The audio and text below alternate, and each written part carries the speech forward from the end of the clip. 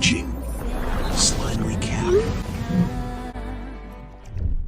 मैं आपका स्वागत करता हूं रिइंकार्नेशन की एक नए मानवा सीरीज में, लेकिन बाकी सीरीज की तरह नहीं जहां मेन हीरो किसी पावरफुल ड्रैगन या किसी पावर ट्री या फिश या स्केलेटन या किसी फीमेल में रिइंकार्नेट हो जाता है। यहाँ हमारा मेन कैरेक्टर दुनिया के सबसे कमजोर जीव में रीबॉर्न होता है। तो चलिए लाइट्स डिम करके अपनी कहानी शुरू करते हैं। क्या हुआ, मैं कहाँ हूँ? एक आदमी बिना कपड़ों के कुछ एंजॉय कर रहा है। आपकी तरह वो भी इस स्थिति में आराम महसूस कर रहा है। फिर उसने कुछ आवाज सुनकर अपनी आंखें खोली। उसने सोचा ये पापा होंगे, लेकिन ये एक साधारण ब्लू पैनल है। ये उसका स्वागत करता है और पहले से ही उसका नाम और उसकी पिछली जिंदगी के सारे राज जानता है। एंथनी इस अच्छे व्यवहार से प्रभावित हुआ क्योंकि उसने अपनी पिछली जिंदगी में किसी को इतना अच्छा नहीं पाया। लेकिन इसका अगला मैसेज उसे हैरान कर देता है। उसे ये चीज पहले से पता होनी चाहिए थी। वो अब भी कंफ्यूज है कि वो कहाँ है। उसे याद है कि वो एक किताब पढ़ रहा था ये जानने के लिए कि वो सिग्मा मेल कैसे बन सकता है। फिर उसे डर लगने लगता है और सोचता है कि शायद वो अब स्वर्ग में है। भाई को अपने अच्छे कर्मों पर पूरा भरोसा है। वो सोचता है अगर ये स्वर्ग है तो पूल और बुफे कहाँ हैं? उसके स्वागत के लिए कोई जश्न क्यों नहीं है? सिस्टम आगे कहता है कि उसे शांत रहना चाहिए क्योंकि वो जल्द ही एक नई दुनिया में रीबॉर्न होगा। एंथनी ने इस गहरी भारी आवाज को पहचाना। ये ठीक वैसी ही है जैसे वो legendary bearded old man all white game से। ये आगे कहता है कि वो पंगारा की दुनिया में रीबॉर्न होगा। अब उसकी किस्मत पूरी तरह से उसकी किस्मत पर निर्भर करती है। एंथनी उत्साहित हो जाता है। वो सोचता है कि उसकी नई जिंदगी एडवेंचर, खतरे और मैजिक सीखने के मौकों से भरी होगी और वो विचित्र जीवों से मिलेगा। फिर ये उसका स्टेटस दिखाता है, उसकी ताकत, इच्छा शक्ति, टफनेस, एचपी और चालाकी। उसे लगता है कि ये उसके पसंदीदा गेम्स का प्रोटैगनिस्ट बनने जैसा है। फिर उसने अपने अजीब स्किल्स पर ध्यान दिया। उसके पास कोई मैजिक पावर नहीं है, इसलिए वो मैजिशियन नहीं बन सकता। उसके पास सिर्फ बाइट फोर्स और एसिड शॉट है जो सिर्फ खाने इकट्ठा करने के लिए उपयोगी हैं। असल में वो एक वर्कर एंट बनने जा रहा है। एंथनी ये सुनकर हैरान हो जाता है और सोचता है कि क्या उसने कोई बुरा काम किया है जिससे उसे ये सजा मिली है। लेकिन ये मुमकिन नहीं है क्योंकि वो बहुत ज्यादा सिंगल है। उसके पास अपना दर्द बांटने के लिए एक भी दोस्त नहीं था। उसे इस बुरी किस्मत का कारण समझ में नहीं आया। सिस्टम उसे आगे बढ़ने और अपनी नई यात्रा शुरू करने को कहता है, लेकिन वो एंट बनने से इनकार कर देता है। तो सोल इनिशियलाइजिंग प्रोसेस जबरदस्ती शुरू हो जाता है। जैसे ही काउंटडाउन खत्म होता है, सिस्टम ने सोल ट्रांसफर प्रोसेस पूरा कर दिया। अब वो अपने शरीर को महसूस करने लगता है। उसे चिपचिपाहट और हर तरफ से दबाव महसूस होता है। वो इस पर विश्वास नहीं करना चाहता, लेकिन वो वास्तव में एक एंट के रूप में रीबॉर्न हो गया है। फिर वो अपने शरीर के हिस्सों की जांच करने लगता है। पहले उसके सभी 6 पैर अपने अपने स्थान पर थे, फिर उसके 2 एंटेनाए। फिर वो इस नए शरीर को संचालित करने की कोशिश करता है। एक पेट एंट के मालिक से खुद एक एंट बनने तक उसे अपनी जिंदगी में डिमोशन मिल गया। इसके अलावा वो इस अंधेरे जगह के अंदर है। सब कुछ पूरी तरह काला है और उसकी दृष्टि भी धुंधली है। तो वो रोशनी की तरफ बढ़ने लगता है। उसे एहसास होता है कि वो अभी भी रंगों को पहचान सकता है क्योंकि वो पहले से ही यहाँ है। इसलिए वो इस शरीर का पूरा उपयोग करने का फैसला करता है। उसे अजीब महसूस होता है, लेकिन वो हवा की धाराओं को सूंघने में सक्षम है।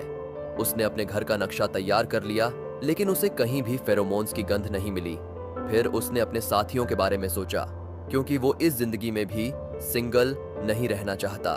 कुछ समय बाद उसे आखिरकार गंध मिल गई, तो वो तेजी से अपने साथियों से मिलने के लिए दौड़ पड़ता है क्योंकि वो सोचता है कि अगर उसने उनसे मिलकर काम कर लिया तो कुछ भी बुरा नहीं हो सकता। वो आशावादी रूप से कहता है वो किसी भी काम में उनकी मदद करने के लिए तैयार है और उनकी कॉलोनी की महिमा के लिए उनकी सहायता करेगा। लेकिन डर जाता है वास्तविक स्थिति देखकर। उसके साथी पीटे जा रहे थे इस मस्कुलर जिम लवर रेप्टाइल द्वारा। डर से वो चिल्ला उठता है। छिपकली मुस्कुराती है और चींटियों को निगल जाती है।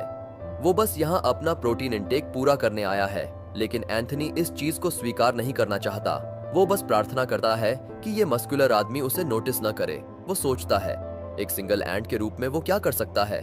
फिर उसे याद आता है कि वो एक काम कर सकता है और वो है पूरी ताकत से भाग जाना। वो अपने जूतों को जलाकर भागता है, फिर नियंत्रण से बाहर हो जाता है और अपने सिर को जमीन पर पटकता है। हालांकि वो उस मॉन्स्टर से भागने में सफल रहा। लेकिन ये असंभव नहीं है कि कोई और जल्दी से एक स्नैक लेने के लिए आ जाए। फिर उसे एक आइडिया आता है और अपनी डिगिंग एबिलिटी का उपयोग करने लगता है। लेकिन क्योंकि चींटियां अपने मैंडिबल्स का उपयोग करके खुदाई करती हैं, लेकिन उसके पास वो नहीं है, तो वो अपने चेहरे का उपयोग करता है और खुदाई शुरू करता है। आश्चर्यजनक रूप से वो 7 इंच खुदाई करने में सफल रहा। फिर एकदम सही जगह में प्रवेश करके उसने एंट्रेंस बंद कर दिया। आखिर में उसे कुछ सांस मिली। वो बस यही उम्मीद करता है कि ओ जायंट लिजर्ड उसे ढूंढ न पाए। उसे समझ नहीं आ रहा है कि वो यहाँ कैसे आया। नई चींटियाएं आमतौर पर एक कॉलोनी के अंदर जन्म लेती हैं, जहाँ पूरी गार्डिंग आर्मी होती है, और उसकी गरीब साथी चींटी की हालत देखकर ऐसा लगता है कि वो अकेला नहीं है जो इन बुरी परिस्थितियों में गिर गया है। उसे समझ में आता है कि ये एक रेड है। उसे याद आता है कि उसके सिस्टम ने कुछ स्किल पॉइंट्स और बायोमास के बारे में बताया था, तो वो इस लंबी मैनुअल को चेक करता है। इस कंटेंट को इग्नोर करते हुए चलिए आगे बढ़ते हैं। उसे समझ में आता है कि उसके पास स्किल पॉइंट्स और बायोमास हैं जिन्हें वो खर्च कर सकता है, और अगर ये एक गेम लाइक सिचुएशन है तो उसे कुछ मेन्यू खोलने में सक्षम होना चाहिए। तो उसने स्पाइडरमैन जैसी पोस्चर आजमाई ये जानने के लिए, लेकिन ये काम नहीं किया, जिससे उसकी घबराहट और बढ़ गई। लेकिन वो अभी भी मोटिवेटेड है और अपनी पूरी कोशिश करने के लिए तैयार है। वो अलग अलग प्रकार के जेस्चर्स आजमाता है और आखिरकार उसकी किस्मत चमकी और स्टेटस बार खुल गया। उसे ये बहुत इंटरेस्टिंग लगा। हालांकि उसे नहीं पता कि ये नंबर्स हाई हैं या लो, लेकिन अब वो अपना स्टेटस देख सकता है। उसकी नज़र पहले ग्रिप पर पड़ी। वो सोचता है कि ये शायद किसी चीज़ को पकड़ने की क्षमता हो सकती है। जैसे ही उसने स्क्रीन पर क्लिक किया, डिटेल्स सामने आ गईं। ग्रिप वो एबिलिटी है जिससे वो किसी चीज़ को पकड़ सकता है। इसके साथ वो दीवारों पर चलने में सक्षम हो जाएगा। जैसे ही उसने अपनी स्किल डिटेल्स पढ़ी, उसकी एक्साइटमेंट 7वें आसमान पर पहुंच गई और वो उस बूढ़े आदमी को आशीर्वाद देने लगा जो इस सिस्टम को संभाल रहा है। हालांकि उसे नहीं पता क्या ये वही बूढ़ा आदमी है या नहीं। उसके बारे में छोड़कर उसने सिस्टम की तारीफ की जिसने उसे ये सारी यूनिक एबिलिटीज दी हैं। उसने एक एक करके अपनी सभी एबिलिटीज को टेस्ट किया। उसे पता है कि पृथ्वी पर चींटियों की कई स्पीसीज हैं जो अपने पीछे से फॉर्मिक एसिड शूट कर सकती हैं। वो खुद को उसी मॉन्स्टरस स्पीसीज से मानता है। अगर वो इस स्किल को मास्टर कर लेता है तो शायद वो उस रेप्टाइल को उसके अटैक से बचकर हरा सकता है। लेकिन उसे अब भी इस बारे में यकीन नहीं है, क्योंकि बाइटिंग, क्रॉलिंग, डिगिंग और एसिड शूट करना सबसे बेस्ट टूल्स नहीं हैं। सबसे महत्वपूर्ण चीज जो उसके पास नहीं है वो है जानकारी, जैसे कि वो है कहाँ और इस जगह में किस तरह के जीव रहते हैं, चींटियों और रेप्टाइल्स के अलावा। क्योंकि उसके पास बात करने की क्षमता नहीं है तो उसके पास कोई और विकल्प नहीं है, लेकिन उसे अपनी जानकारी खुद इकट्ठा करनी होगी। लेकिन वो डरता है क्योंकि उसे नहीं पता कि कितने अज्ञात भयावह प्राणी उसके बाहर इंतजार कर रहे हैं। सिर्फ इस विचार से वो डर जाता है, तो वो खुद को शांत करता है, क्योंकि पैनिक उसे कोई मदद नहीं करेगा। एक जंगली प्राणी के रूप में उसे केवल एक ही चीज करनी है, वो है सरवाइव करना। उसने पहले ही अपनी बेस सेल्फ को समझ लिया है, उसकी बेस स्किल्स को। अब उसे सिर्फ अपनी स्किल पॉइंट्स उन पर खर्च करनी है, लेकिन उसे नहीं पता कैसे। जैसे ही उसने सोचा, एक नोटिफिकेशन पॉपअप हुआ।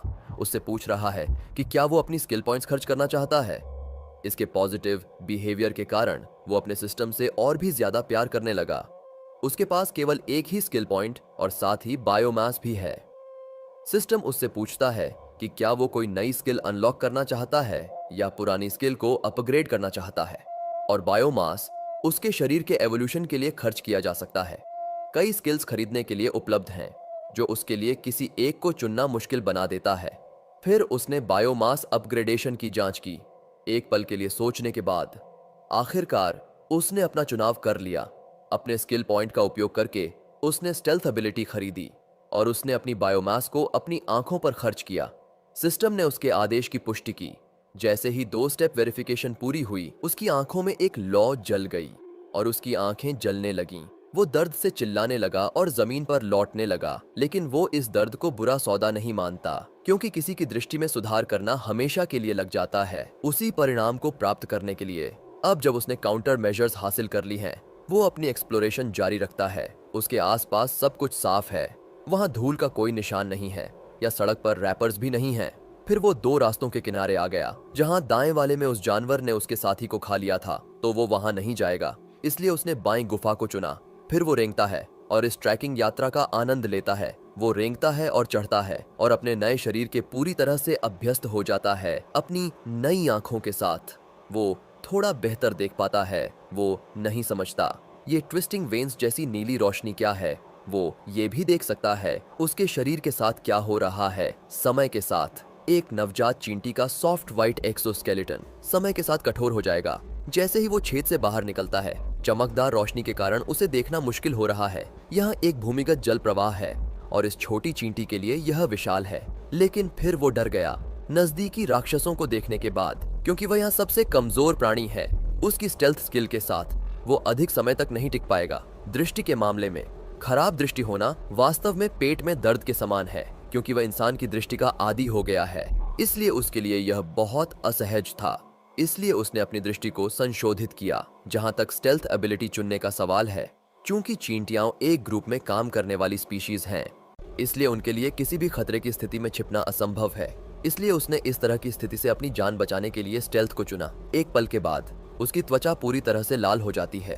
फिर उसने एक तेज और भयानक फ्रीक्वेंसी पकड़ी तो उसने अपनी ग्रिप का उपयोग करके उसे नजदीक से देखने का निर्णय लिया। वो सीलिंग पर पहुंचा और सोर्स की खोज शुरू कर दी, लेकिन ये नीली रेखाओं की वजह से वो कुछ मुश्किल से ही देख पा रहा था। फिर उसने उन बूंदों पर ध्यान दिया जो पानी की सतह पर गिर रही थीं, और सोचा कि क्या यही वह चीज है जो उसने सुनी थी। लेकिन वो कुछ और था। इसलिए उसने गहराई से ध्यान केंद्रित करना शुरू कर दिया और जल्द ही पास के मॉन्स्टर्स की आवाजें पकड़ लीं। वो सोचता है कि वो इतना मूर्ख कैसे हो सकता है। बिल्कुल, ये मॉन्स्टर्स ही वो आवाजें बना रहे थे। ऐसा लग रहा है कि वो भेड़िया उसे देख चुका है। इसलिए उसने जल्दी से पीछे की तरफ चट्टान के पीछे जाकर छिपने का फैसला किया। वो समझ नहीं पाता कि ये भेड़िया कीड़े क्यों खा रहा है। क्या उसने लायन किंग देखा है? लेकिन हमारा प्रोटो उस मुश्किल स्थिति से बच गया। अब वो अपनी नई एबिलिटी का परीक्षण करने के लिए और उसे स्टेल्थ मोड में सक्रिय कर देता है। उसका शरीर अब पारदर्शी हो गया है। अब वो कोई भी शरारती काम कर सकता है। लेकिन पहले उसने शांति से निरीक्षण करने का निर्णय लिया। उसने पहले ही उस गंदे भेड़िए पर एक अच्छी नजर डाली थी। फिर उसने अपने सबसे बड़े दुश्मन लिजार्ड बीस्ट पर ध्यान दिया। उसने इसे होम व्रेकर और बेबी स्नेचर नाम दिया। लेकिन तभी उसने कुछ बहुत अजीब देखा। ये क्रीचर्स एक दूसरे पर हमला क्यों नहीं कर रहे हैं? वो सोचता है कि क्या उसने great monster peace treaty meeting को मिस कर दिया। खैर, उसे एक ही जगह पर रहने से कोई जवाब नहीं मिलेगा, इसलिए उसने थोड़ा और नजदीक जाने की कोशिश की। लेकिन वो घबराकर स्नेल स्पीड से आगे बढ़ता है और कई मिनटों के बाद आखिरकार नीचे पहुंच जाता है। और उसकी स्टेल्थ स्किल भी लेवल 2 तक बढ़ गई है, क्योंकि उसने एक महत्वपूर्ण दूरी तय की थी। उसका शक सही था कि स्किल्स का अभ्यास करके उन्हें ट्रेंड किया जा सकता है। अब वो दुश्मनों की जानकारी प्राप्त कर सकता है, जबकि वो अपनी स्टेल्थ एबिलिटी को ट्रेन कर रहा है। एक तीर से 2 शिकार। लेकिन अगर वो पकड़ा गया तो वो मर जाएगा। वो अपने पहले मॉन्स्टर ग्रुप के पास पर्याप्त नजदीक पहुंचा और अपनी रिसर्च शुरू की। ये चीज एक क्लम्प की तरह आकार में थी और ये हमेशा फ्यूरियस दिखते थे। वो समझ नहीं पाता कि ये मॉन्स्टर कचरे जैसा क्यों दिखता है, लेकिन आखिरी मॉन्स्टर इतना बुरा नहीं है।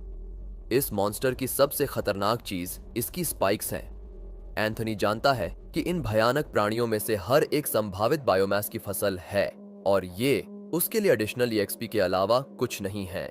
लेकिन पहले उसने कुछ तैयारियां करने का फैसला किया। अगले कुछ घंटों में उसने ध्यानपूर्वक पुल के ऊपर रहते हुए अपनी स्थिति को छिपे रहने के लिए बार बार बदला।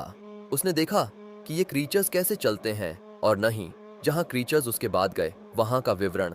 अपने पहले 1 घंटे के ऑब्जर्वेशन में उसने देखा कि सेंटीपीड और क्रोका बीस्ट उसी स्थान की ओर गए। अगले घंटों में भेड़िया लिजर्ड बीस्ट दक्षिणी छोर पर एक छोटे से टनल की ओर गया, और अंत में स्पाइकी लिजर्ड दीवार पर रेंग कर गायब हो गया। चूंकि वो एक और वॉल ड्वेलर है, उसने इसे अपना स्टेप ब्रदर मान लिया। फिर उसकी स्टेल्थ स्किल भी लेवल 3 तक बढ़ गई और वो अपने बेस पर वापस आ गया। हालांकि वो कुछ आराम करना चाहता है, लेकिन फिर भी वो और काम करने चला जाता है और अपना डिगिंग मोड सक्रिय करता है। पहले वो कुछ और ब्रीदिंग रूम बनाना चाहता है। उसने गड्ढा खोदा, फिर उसे इंट्रूडर्स से सुरक्षित रखने के लिए बंद कर दिया। वो वही काम करता रहा और जल्द ही उसकी डिगिंग स्किल भी लेवल 2 तक पहुंच गई। अपना काम पूरा करने के बाद आखिरकार वो थोड़ी राहत की सांस ले सका। जल्द ही उसे लगा कि उसे नजरअंदाज कर दिया गया है। उसका पेट गुर्राने लगा क्योंकि उसे भूख लगी थी। तो उसने फैसला किया कि वो अपना पहला शिकार करने जाएगा, और उसने पहले ही अपना टारगेट तय कर लिया है।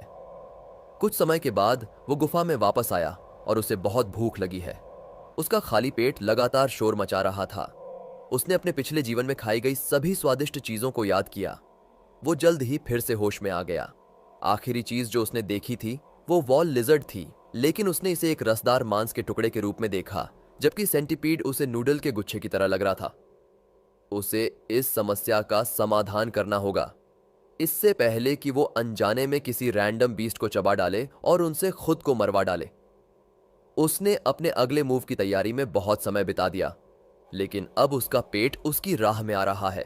उसने पूरे 2 दिनों तक इस गुफा के हर पहलू का विस्तार से अध्ययन किया। वो इतने लंबे समय तक उल्टा लटका रहा कि वो लगभग पानी में गिर ही गया। ये ऐसा स्विमिंग पूल है जिसे वो कभी भी एंजॉय नहीं करेगा, लेकिन उसकी सभी मेहनत और समर्पण के लिए धन्यवाद। उसकी स्टेल्थ स्किल लेवल 4 तक पहुंच गई और उसकी डिगिंग एबिलिटी लेवल 3 तक पहुंच गई। उसे लगातार आगे बढ़ते रहना है और एक शैतानी मुस्कान के साथ अब वो तैयार है, लेकिन उसे जल्द से जल्द अपना पहला शिकार पकड़ना है। उसकी एंटेनाई ने टारगेट का पता लगा लिया, वो उसे सूंघ भी सकता है, तो उसने एक एम्बुश की तैयारी की। उसका चुना हुआ शिकार इस तरफ की दीवार का उपयोग एक रेस्टिंग प्लेस के रूप में कर रहा है और अब सभी बीस्ट्स रोजाना एक बार पानी पीने के लिए नीचे आते हैं। एक आइसोलेटेड क्रीचर जिसका रास्ता प्रेडिक्टेबल है, उसे विश्वास है कि वो इसे हरा सकता है और अंत में भूरा लिजर्ड बाहर निकल रहा है और वो इसे एग्जीक्यूट करने के लिए बहुत उत्साहित है। एंथोनी अपने स्टेल्थ मोड में छिपते हुए लिजर्ड का पीछा करता है, जबकि उसका पेट खाने के लिए रोता रहता है। इसीलिए वो अपने पेट को आश्वासन देता है कि सही स्थिति में पहुंचते ही वो उसे खाना खिलाएगा। वो नहीं चाहता कि इन स्पाइकी चीजों से उसे चोट लगे, लेकिन वो अपने दिमाग से सभी नकारात्मक विचारों को हटा देता है क्योंकि उसका पेट उस पर निर्भर है और उसने पहले ही बहुत तैयारी कर ली है। उसके हमले का समय सब कुछ तय करेगा।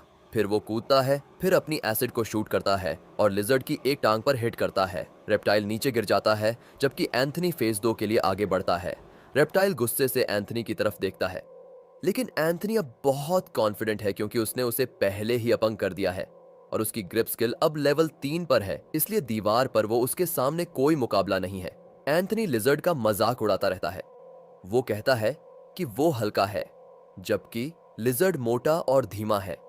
वो उसके शरीर का मजाक उड़ाता है, लेकिन उसकी हैरानी के लिए लिजर्ड अपनी मोटी टेल का इस्तेमाल करके दीवार पर जोर से मारता है। दीवार की चट्टानें चूर चूर हो जाती हैं, लेकिन एंथनी ने समय रहते छलांग लगा दी और हवा में रहते हुए फिर से लिजर्ड पर अपनी एसिड जूस थूकता है और इस बार उसने उसके चेहरे पर थूका। रेप्टाइल दर्द में लुढ़क जाता है। लिजर्ड लुढ़कता है और उसी समय एंथनी पर हमला करने की कोशिश करता है, लेकिन एंथनी उसकी हर हमला डॉज कर देता है। लिजर्ड की चीखें गुफा में गूंजती हैं। इसे दूसरे मॉन्स्टर्स भी सुन सकते हैं। यह एंथनी के लिए समस्या पैदा कर सकता है, लेकिन लिजर्ड पहले ही अपनी अंतिम सांसें ले रहा है और जब ऐसा लगता है कि अब सब कुछ खत्म हो गया है, लिजर्ड अपना सरप्राइज अटैक करता है और लगभग एंथनी के छोटे से सिर को अपनी विशाल टेल से कुचल देता है। लेकिन रेड बॉय ने डॉज किया और अपने पहले मील के लिए अपने दांत तैयार कर लिए और सीधे अपना मुंह चौड़ा किया और चीज को अपने मुंह में डाल लिया। मेरा मतलब है कि उसने उसके चेहरे को काट लिया। दर्द के मारे लिजर्ड घोड़े जैसा चिल्लाने लगता है और एंथनी उसका सवार बन जाता है। रेप्टाइल दीवार पर चढ़ने लगता है, लेकिन जल्द ही उसकी सांस फूल जाती है क्योंकि एंथनी के जहर ने उसे पैरालाइज कर दिया है। इसलिए वो नीचे गिर जाता है, लेकिन एंथनी उसे गले लगाकर रखता है क्योंकि वो उससे बहुत प्यार करता है। एंथनी उससे माफी मांगता है, लेकिन उसके पास कोई और चारा नहीं है क्योंकि वो हमेशा अपना पहला किस चाहता था। फिर अपने एसिड शॉट का उपयोग करके उसने उसे पूरी तरह खत्म कर दिया। उसका अटैक लेवल 2 तक लेवल अप हो गया। एंथनी ने सोचा कि वो अभी भी मरा नहीं है, इसलिए उसके पास और कोई चारा नहीं है, उसे रॉ में ही करना होगा। और उसने एक बार फिर अपना मुंह खोला और उससे खून निकलने लगा। उसकी बाइट स्किल लेवल 3 तक बढ़ गई, लेकिन वो बहुत शौक में है क्योंकि वो सिर्फ 10 मिनट तक ही टिक पाया, लेकिन कम से कम उसने अपना काम पूरा कर लिया। अब एंथनी खुद को एक अडल्ट मानता है क्योंकि उसने अपने अडल्टहुड का पहला कदम उठा लिया है। यह उसकी पूरी जीत है। वो दुखी है कि उसे अपनी एंट फॉर्म में इस तरह की चीजें करनी पड़ रही हैं। उसे अपने पिछले मानव जीवन में इस तरह की चीजें करने का कोई मौका नहीं मिला। एकमात्र चीज जो उसने की थी वो कुछ एडल्ट बुक का आनंद लेना था और कुछ और अनुभव नहीं किया। फिर ब्लू पैनल हस्तक्षेप करता है। यह कहता है कि उसने लेवल 2 के स्पिनाचिया लासर्टोस के साथ काम पूरा कर लिया है। उसे कुछ स्किल्ड पॉइंट्स मिले हैं और वह खुद भी लेवल 2 पर पहुंच गया है। इस लिजर्ड का नाम सुनकर एंथनी सोचता है कि क्या यह लिजर्ड रूसी है, क्योंकि इसका नाम उनके जैसा लगता है। फिर अचानक उसने अपनी एंट स्पीसीज का नाम देखा। यह माइका के लिए है। मैंने अपनी पिछली जिंदगी की एक किताब में इस एंट स्पीसीज के बारे में पहले ही पढ़ा है।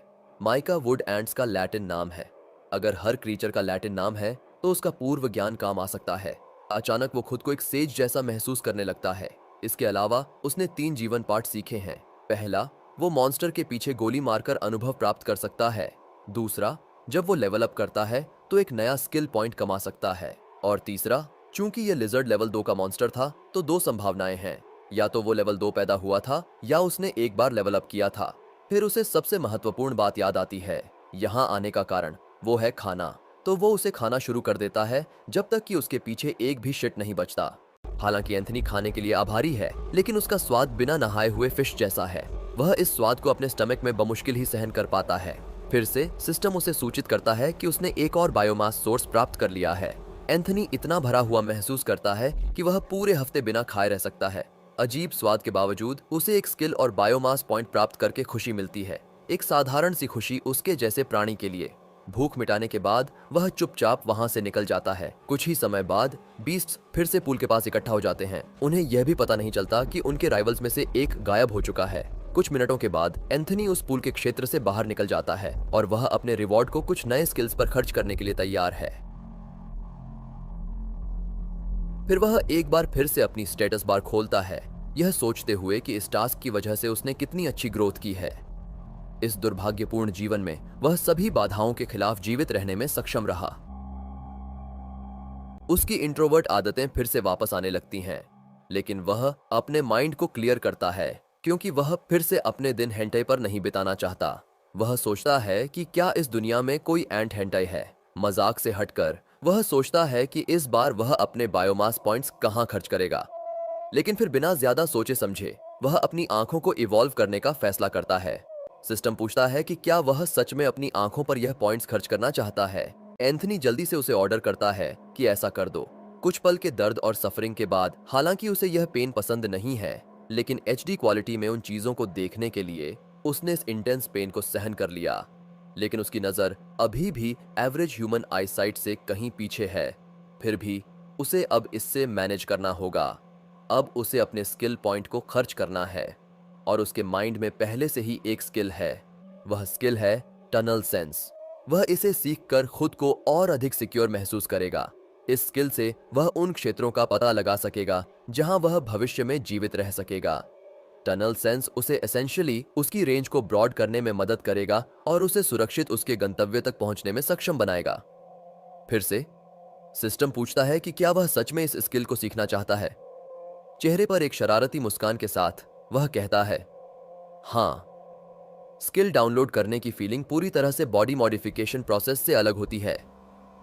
ऐसा महसूस होता है जैसे उसके बालों में पानी बह रहा हो जो वह अपनी कमजोर आंखों से नहीं देख सकता। सिस्टम इसकी कंप्लीशन की सूचना देता है। एंथनी मानता है कि यह स्किल उसके प्लान के अनुसार वास्तव में मदद करेगी, लेकिन एक्सप्लोरेशन से पहले वह एक अच्छी नींद लेने का फैसला करता है ताकि वह अपनी स्टैमिना को रिस्टोर कर सके। आखिरकार उसने अभी अभी एक पुअर 10 मिनट परफॉर्मेंस दी थी। दूसरी ओर कोई झाड़ियों से आ रहा है, एक आदमी और एक औरत, केवल दोनों ही और कोई नहीं। जैसे ही वह विस्पर सुनता है उसे लगता है कि वह कुछ देख रहा है, लेकिन वह खुद से कहता है कि यह उसके माइंड की डर्टी ट्रिक है। वापस लाल राक्षस पर आते हैं। वह आराम से सो रहा है। उसे ऐसा लगता है कि वह एक सॉफ्ट और कोजी क्लाउड पर सो रहा है।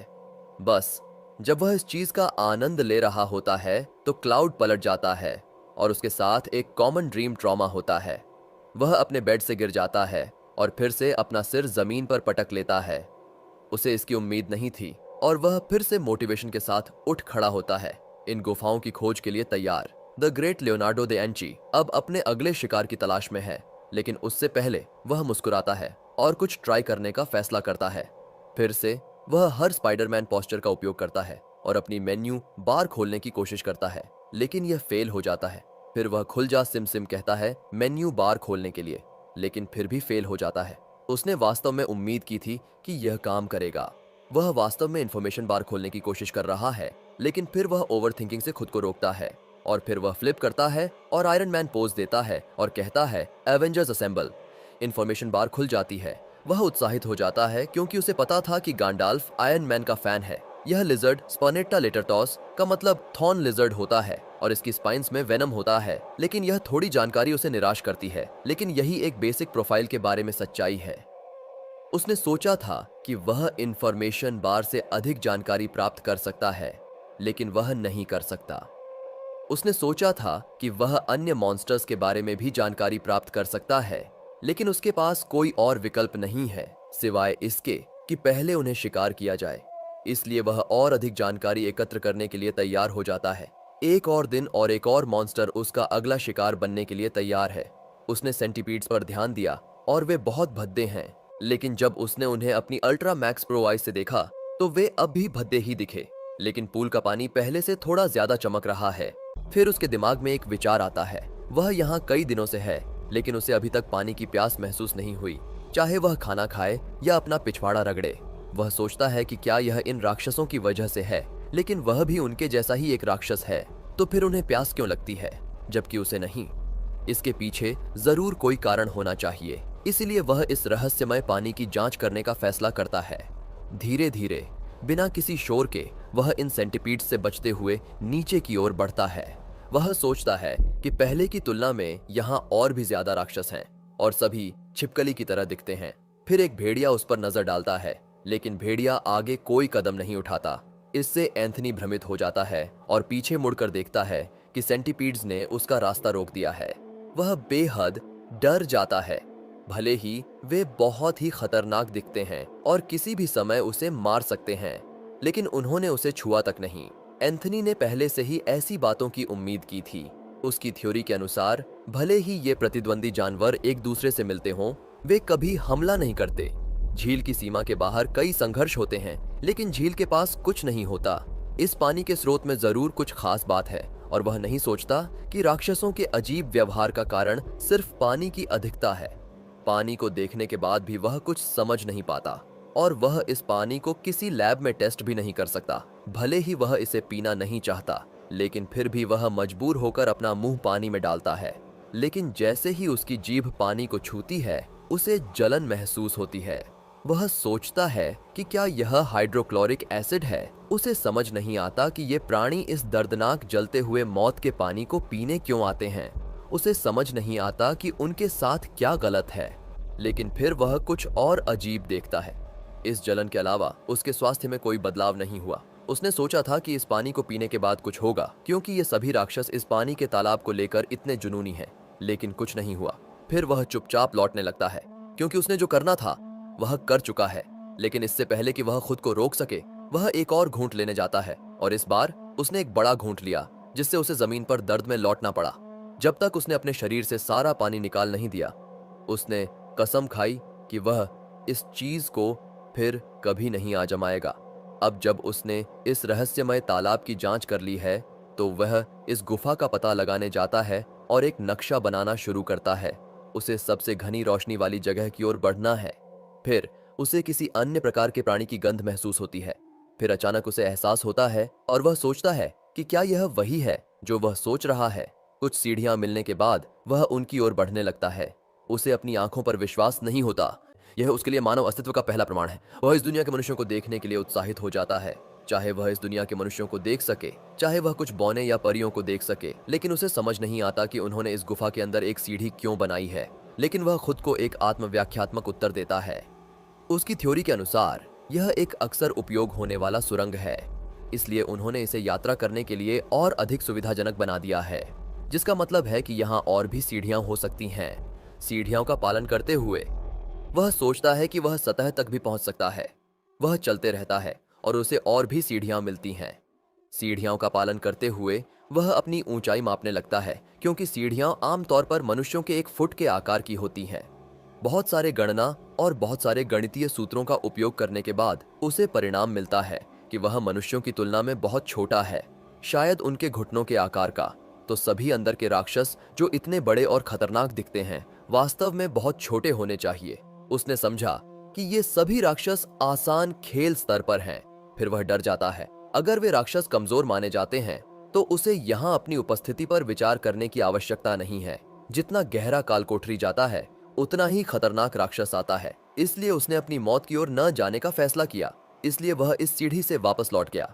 फिर अचानक वह लैंप्स पर ध्यान देता है और अधिक उत्साहित हो जाता है। जितना वह यात्रा करता है, उतने अधिक सभ्यता के संकेत मिलते हैं। उसे समझ में आता है कि वह सतह के करीब है, क्योंकि वह काल कोठरी के अंदर जाने से बच रहा है, इसलिए यह उसके लिए अच्छा है। फिर अचानक उसका दिल तेजी से धड़कने लगता है। वह शायद किसी अन्य दुनिया के व्यक्ति से मिल सके। उसके दिमाग में बहुत सारे सवाल हैं, जैसे कि इंसान कैसे दिखते हैं, वे कौन सी नस्ल हैं, क्या वे जादू जानते हैं, क्या वे खेल की तरह कोई साहसिक गिल्ड है, उनकी भाषा, भोजन और संस्कृति क्या है। वह सोचता है कि क्या वह इस दुनिया के मनुष्यों के साथ संबंध बना सकता है। उसे यकीन है कि उन्होंने कभी भी राक्षस रूप में किसी मनुष्य को नहीं देखा होगा। जितना वह आगे बढ़ता है, गुफा संकरी हो जाती है। फिर एक रोशनी की किरण उसकी आंखों पर पड़ती है और यह पहली बार है जब उसने असली धूप देखी है। वह सिर्फ धूप का पता लगाकर बहुत उत्साहित हो जाता है और इसे एक पवित्र प्रकाश की तरह प्रार्थना करने लगता है। धूप की खोज के साथ उसने निष्कर्ष निकाला कि अब सतह बहुत करीब है।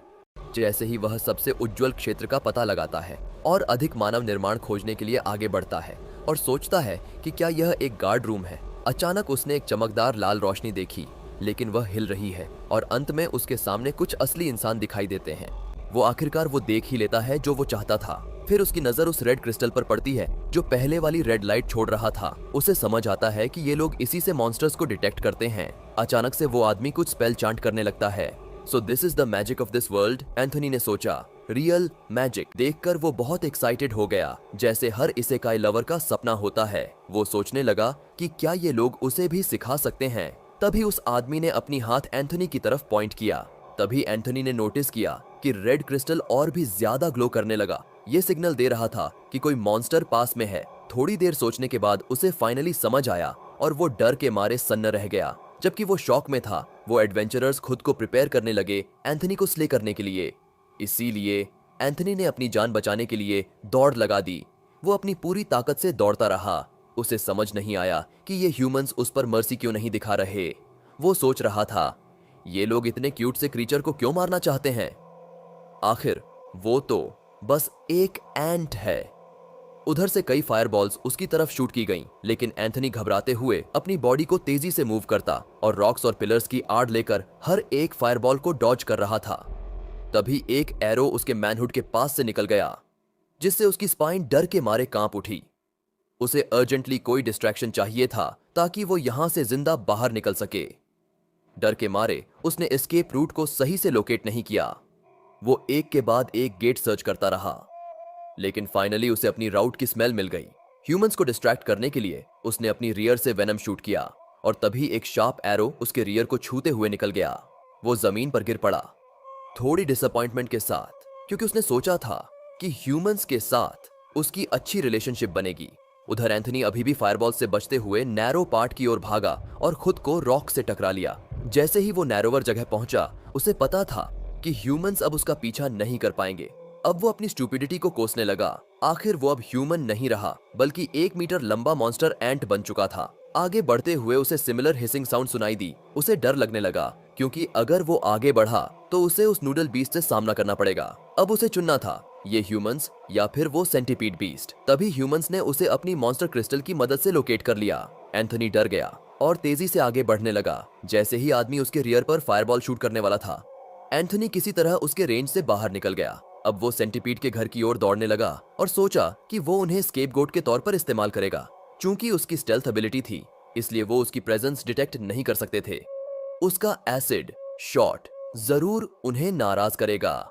हालांकि ये उसके लिए भी चुनौती होगी कि वो इस एंग्री हॉर्ड से बच सके। उसके पास कोई और ऑप्शन नहीं था, इसलिए उसने वही प्लान किया और शूट कर दिया। अब वो अपनी जान बचाने के लिए उन 3 इंच के सेंटीपीड से भागने लगा। कई मिनट हो गए, लेकिन वो अभी भी एंट्रेंस तक नहीं पहुंचा था। अब उसने उम्मीद खोनी शुरू कर दी, क्योंकि उसकी स्टैमिना अब ज्यादा देर तक नहीं टिक सकती थी। तभी एक सेंटीपीड ने उसके पैर पर हमला किया, लेकिन डर के मारे उसने जंप मारा और खुद को बचा लिया। आखिरकार वो एंट्रेंस तक पहुंच गया, जो उसकी सर्वाइवल की एकमात्र उम्मीद थी। उसने होल से बाहर जंप मारी अपनी आखिरी सांसों के साथ, और उसी समय वो ह्यूमन भी उसे पकड़ने वाला था, लेकिन उसे जायंट सेंटीपीड के शरीर ने रोक दिया। एंथोनी वापस जमीन पर आया और अपनी एस्केप की तैयारी कर ही रहा था कि अचानक उसने खुद को सराउंडेड पाया। उसे लगा अब उसका अंत आ गया है। उसने अपनी छोटी सी जान की सेफ्टी के लिए प्रार्थना शुरू ही की थी कि तभी बैंग, सेंटीपीड के शरीर पर कई एक्सप्लोजन्स हुए। अब सेंटीपीड और ह्यूमंस के बीच लड़ाई शुरू हो गई। फायरवर्क्स और सोर्ड्स मॉन्स्टर्स से टकरा रहे थे। इस बीच ये छोटा क्रीचर मौका देखकर वहां से निकलने की कोशिश करने लगा, लेकिन कुछ सेंटीपीड्स अभी भी उसी के पीछे थे। और एंथनी पर हमला करने के लिए बढ़ रहे थे। एंथनी का ध्यान भटक गया और वो गलती से एक ह्यूमन के जूते से टकरा गया। उस ह्यूमन ने उसे खत्म करने के लिए अपने स्पीयर का इस्तेमाल किया, लेकिन तभी उसकी किस्मत चमकी, क्योंकि एक सेंटीपीड भी उस समय एंथनी पर हमला करने ही वाला था, मगर वो खुद स्पीयर से ही मारा गया। एंथनी ने अपनी किस्मत के लिए फिर से उस बूढ़े आदमी को धन्यवाद दिया, लेकिन तभी एक फायरबॉल उसके पैरों के पास आकर गिरा। अब भी उसके पीछे दो दुश्मन थे, एक ह्यूमन गार्ड और एक सेंटीपीड बीस्ट। थोड़ी देर बाद एंथनी स्टेल्थ मोड में आ जाता है और अपने दुश्मनों से छिपने के लिए एक जगह ढूंढने लगता है। वो इस डंजन में जैसे ही हाइड एंड सीक खेल रहा था, उसने अपने दुश्मनों की हालत पर नजर डाली। कई सेंटीपीड्स को ह्यूमंस ने मार डाला था, लेकिन ह्यूमंस की भी स्टेमिना खत्म हो रही थी। उसे अपने फेलो मॉन्स्टर्स के लिए थोड़ी दया महसूस हुई, मगर उसके पास कोई और चारा नहीं था। आखिरकार ये या तो उसकी जान का सवाल था या उनकी। तभी सीन बदलता है और हम कमांडर टाइटस के ऑफिस में पहुंचते हैं, जो लीरिया शहर में है। वो बहुत डिप्रेस्ड महसूस कर रहा है और सोच रहा है कि उन मूर्खों को वो डंजन लीजन पर छोड़ देना चाहिए था। अगर वो वहां होते तो 24/7 मॉन्स्टर्स के साथ मजे कर रहे होते। वो कई बार ये बात कह चुका था, लेकिन किसी ने उसकी बात नहीं मानी। गुस्से में आकर उसने टेबल पर जोर से हाथ मारा। फिर वो माना रिच हवा लेने के लिए बाहर निकलता है। वो गैरिसन्स की तरफ बढ़ रहा है और कोई डायलॉग नहीं है। फिर वो ट्रिब्यून ऑरेलिया से सिचुएशन के बारे में पूछता है। ऑरेलिया बताती है कि 15 मिनट पहले एक मॉन्स्टर गार्ड स्टेशन के पास आया था। उनकी गार्ड टीम ने ऑन ड्यूटी गार्ड को मॉन्स्टर्स को मारने का सिग्नल दिया था। एक मॉन्स्टर उनके पास तक पहुंच गया, मगर हैरानी की बात है कि वो भाग गया। कमांडर आश्चर्यचकित होता है कि ये मॉन्स्टर हमला करने के बजाय भाग गया। फिर वो आगे बढ़ता है और जब महिला पूछती है कि वो कहां जा रहा है, तो वो कहता है कि वो खुद सप्रेशन एक्सपीडिशन में शामिल होने जा रहा है। वो इस बात को लेकर थोड़ा एक्साइटेड है कि कोई मॉन्स्टर इतना इंटेलिजेंट है कि वो डेंजर से भाग सके। वहीं डंजन के अंदर बैटल अब भी जारी है। ये सेंटीपीड्स बहुत स्टर्ड दिख रहे हैं, क्योंकि उन पर फ्लेम्स का कोई असर नहीं हो रहा। वहीं हमारा छोटा एंथनी इतना डर गया है कि कुछ बोलने की हालत में नहीं है। एक गलत कदम और उसकी जान चली जाएगी। ये कोई ऑर्डिनरी फाइट नहीं है, बल्कि एक स्लॉटर है। ह्यूमंस बिना किसी मर्सी के मॉन्स्टर्स को मार रहे हैं और एंथनी का उन ह्यूमंस के खिलाफ कोई चांस नहीं है, क्योंकि उसके पास कोई लॉन्ग रेंज मैंडेबल अटैक नहीं है। वो कुछ नहीं कर सकता और डर के मारे रोने लगता है। तभी उसकी इनर सेल्फ उसे झकझोरती है। इस वजह से वो अपनी सेंसेस में वापस आ जाता है। फिर वो एक बार फिर गहरी सोच में डूब जाता है और इस यूनिवर्सल प्रॉब्लम को सॉल्व करने की कोशिश करता है कि आखिर इस दुनिया में पहले चिकन आया था या एग। इस सवाल को सॉल्व करने के लिए वो अपनी सिचुएशन का डिटेल्ड एनालिसिस करने लगता है। सबसे पहले, इस दुनिया में मैजिक और ह्यूमंस का अस्तित्व है और उसके और ह्यूमंस के बीच का गैप बहुत बड़ा है।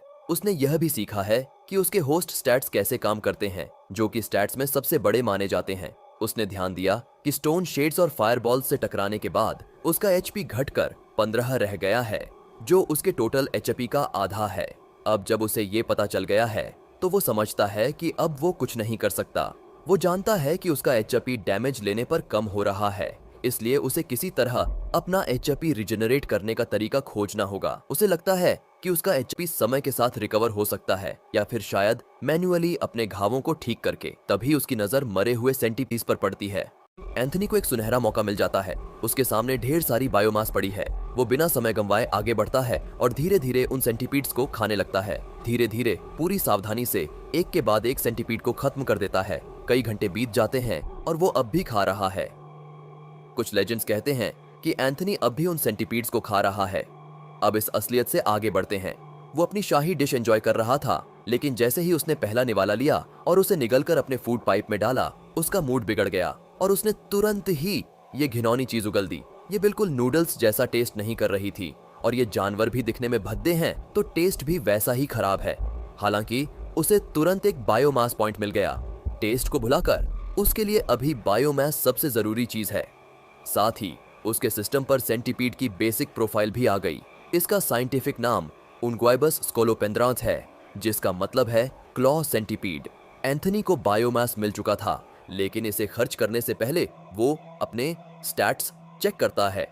उसका एचपी 15 से बढ़कर 17 हो गया था और उसके पास 2 बायोमास पॉइंट्स भी थे। एंथनी सोचता है कि क्या यही तरीका है एचपी रिकवर करने का। अब वो बायोमास पॉइंट्स कहां खर्च करेगा और कैसे करेगा? ह्यूमन इन्वेजन से बचने के लिए एंथनी क्या करेगा, यह जानने के लिए चैनल को सब्सक्राइब करें और जुड़े रहें। एंथनी का एचपी धीरे धीरे रिकवर हो रहा है और उसके पास अब भी 2 बायोमास पॉइंट्स हैं। सिस्टम उसे रिकमेंड करता है कि वो अपने एसिड ग्लैंड और एंटेना को अपग्रेड करे। उसे ये करना तो है, लेकिन वो पहले वाली दर्द को फिर से सहना नहीं चाहता। लेकिन जैसे ही प्रोसेस शुरू होती है, वो दर्द से तड़पने लगता है। सीन बदलता है और कोई दरवाजे पर जोर से हाथ मारता है। वो चिल्ला रहा है कि दरवाजा खोलो। ये उसकी आखिरी चेतावनी है। अगर दरवाजा नहीं खुला तो वो इसे जला देगा। ये उसी दिन की शाम का समय है, एक किलेनुमा घर के अंदर, लेकिन अंदर की हालत काफी बिखरी हुई है। कैप्टन लगातार दरवाजा पीटता है, जबकि उसके साथी एक दूसरे की ओर देखते हैं, क्योंकि उन्हें नहीं पता कि उनका कैप्टन इतनी जल्दी में क्यों है। आखिरकार कोई दरवाजा खोलता है। वह व्यक्ति उसे चेतावनी देता है कि इस जगह को जलाने की हिम्मत मत करना, क्योंकि यहाँ लीजन के 1000 साल का इतिहास छुपा है। आखिरकार वे अंदर आते हैं। यह व्यक्ति इस जगह का कीपर है। वह कहता है कि तुम ऐसे ही यहाँ घुसकर चीजें मांग नहीं सकते। फिर उस बूढ़े आदमी ने इस कीपर का परिचय एल्बर्टन के रूप में कराया, जो कि लिरिया लीजन के लोअर मास्टर हैं। एल्बर्टन कहता है कि ये कोई डे केयर नहीं है, तुम यहाँ अपने ट्रेनीज को नहीं ला सकते। वे यहाँ एल्बर्टन से कंसल्ट करने आए हैं। उनके ट्रेनीज ने डंजन में एक अजीब सा बीस्ट देखा है, इसलिए वे यहाँ रिकॉर्ड्स चेक करने आए हैं। जानकारी के मुताबिक एक्सपीडिशन कुछ दिनों के लिए बंद है, तो ये ट्रेनीज गार्ड ड्यूटी पर क्या देख रहे थे? असल में वे एक एंटी को पहचानने के लिए यहाँ आए हैं। उसका साइंटिफिक नाम फॉर्मोसिडाए पाइस है। ये जगह किसी लाइब्रेरी की तरह दिखती है। बूढ़ा आदमी एक विशेष सेक्शन की ओर बढ़ता है और एक किताब निकालता है। वहाँ पर कई किताबें एंटी स्पीसीज पर थीं। महिला पूछती है, हालांकि लिरिया में कोई एंट मॉन्स्टर देखना बहुत रेयर है, लेकिन फिर भी ये कोई बड़ी बात नहीं लगती। एक अकेली चींटी कमजोर होती है, बेहद कमजोर, एल्बर्टन कहता है। लेकिन कोई भी अकेली चींटी से कभी सामना नहीं करता। वे सैकड़ों, हजारों, यहाँ तक कि लाखों की तादाद में आते हैं। अगर वे दूसरे स्ट्राटम या उससे ऊपर स्पॉन हुए तो वे सरफेस तक खाने की तलाश में आ सकते हैं, लेकिन एक अकेली चींटी से सामना करना जो इंटेलिजेंट हो, ये वाकई बहुत रेयर है। एंथनी सोचता है कि कल का दिन कितना भयानक था। उसके मन में कल की कड़वाहट अब भी बसी हुई है। वह गैंडाल्फ से प्रार्थना करता है कि आज का दिन शांति से गुजरे, क्योंकि उसे 2 जरूरी काम पूरे करने हैं। पहला, उसे अपनी आंखों को लेवल 3 तक विकसित करना है, जिसके लिए उसे एक और बायोमास की जरूरत होगी। दूसरा, उसे अपनी जिंदगी बचाने के लिए अपने घोंसले तक पहुंचना होगा। जब एंथनी सेंटीपीड्स के शव इकट्ठा करने के लिए निकलता है, तो देखता है कि अभी भी सैनिक उनसे लड़ रहे हैं। वह सोचता है, आखिर यहां इतने सारे सैनिक क्यों हैं? तभी उसकी नजर झील के पास किसी अजीब चीज पर पड़ती है। पानी पर कुछ उपकरण रखे हुए हैं और कुछ सैनिक उनकी रखवाली कर रहे हैं। एंथनी की आंखें उत्साह से चमक उठती हैं। वाह, कितनी शानदार तकनीक और अजीब क्रिस्टल! लेकिन वह तुरंत खुद को संभालता है और याद दिलाता है कि अभी ध्यान भटकाने का समय नहीं है। उसे नहीं पता कि वह यहां से जिंदा बाहर कैसे निकलेगा। सैनिकों से बचकर निकलना बेवकूफी होगी और उसका घोंसला भी सुरक्षित नहीं है। उसके पास सिर्फ एक ही विकल्प बचता है, मगर यह बेहद खतरनाक है। एक ऐसा विकल्प जिससे उसकी मौत भी हो सकती है। उसे क्रोकाबीस्ट के गुफा में जाना होगा। एंथनी भावुक हो जाता है और दुनिया को अलविदा कहने के लिए तैयार होता है, लेकिन फिर सोचता है, आखिर एक अकेली चींटी का घर घर कहलाता भी है क्या? चींटियों के घोंसलों की बात करते ही उसे एहसास होता है कि यह सही समय है अपने जन्म के घोंसले को खोजने का। वह अपने परिवार, अपनी रानी मां से मिलने का फैसला करता है।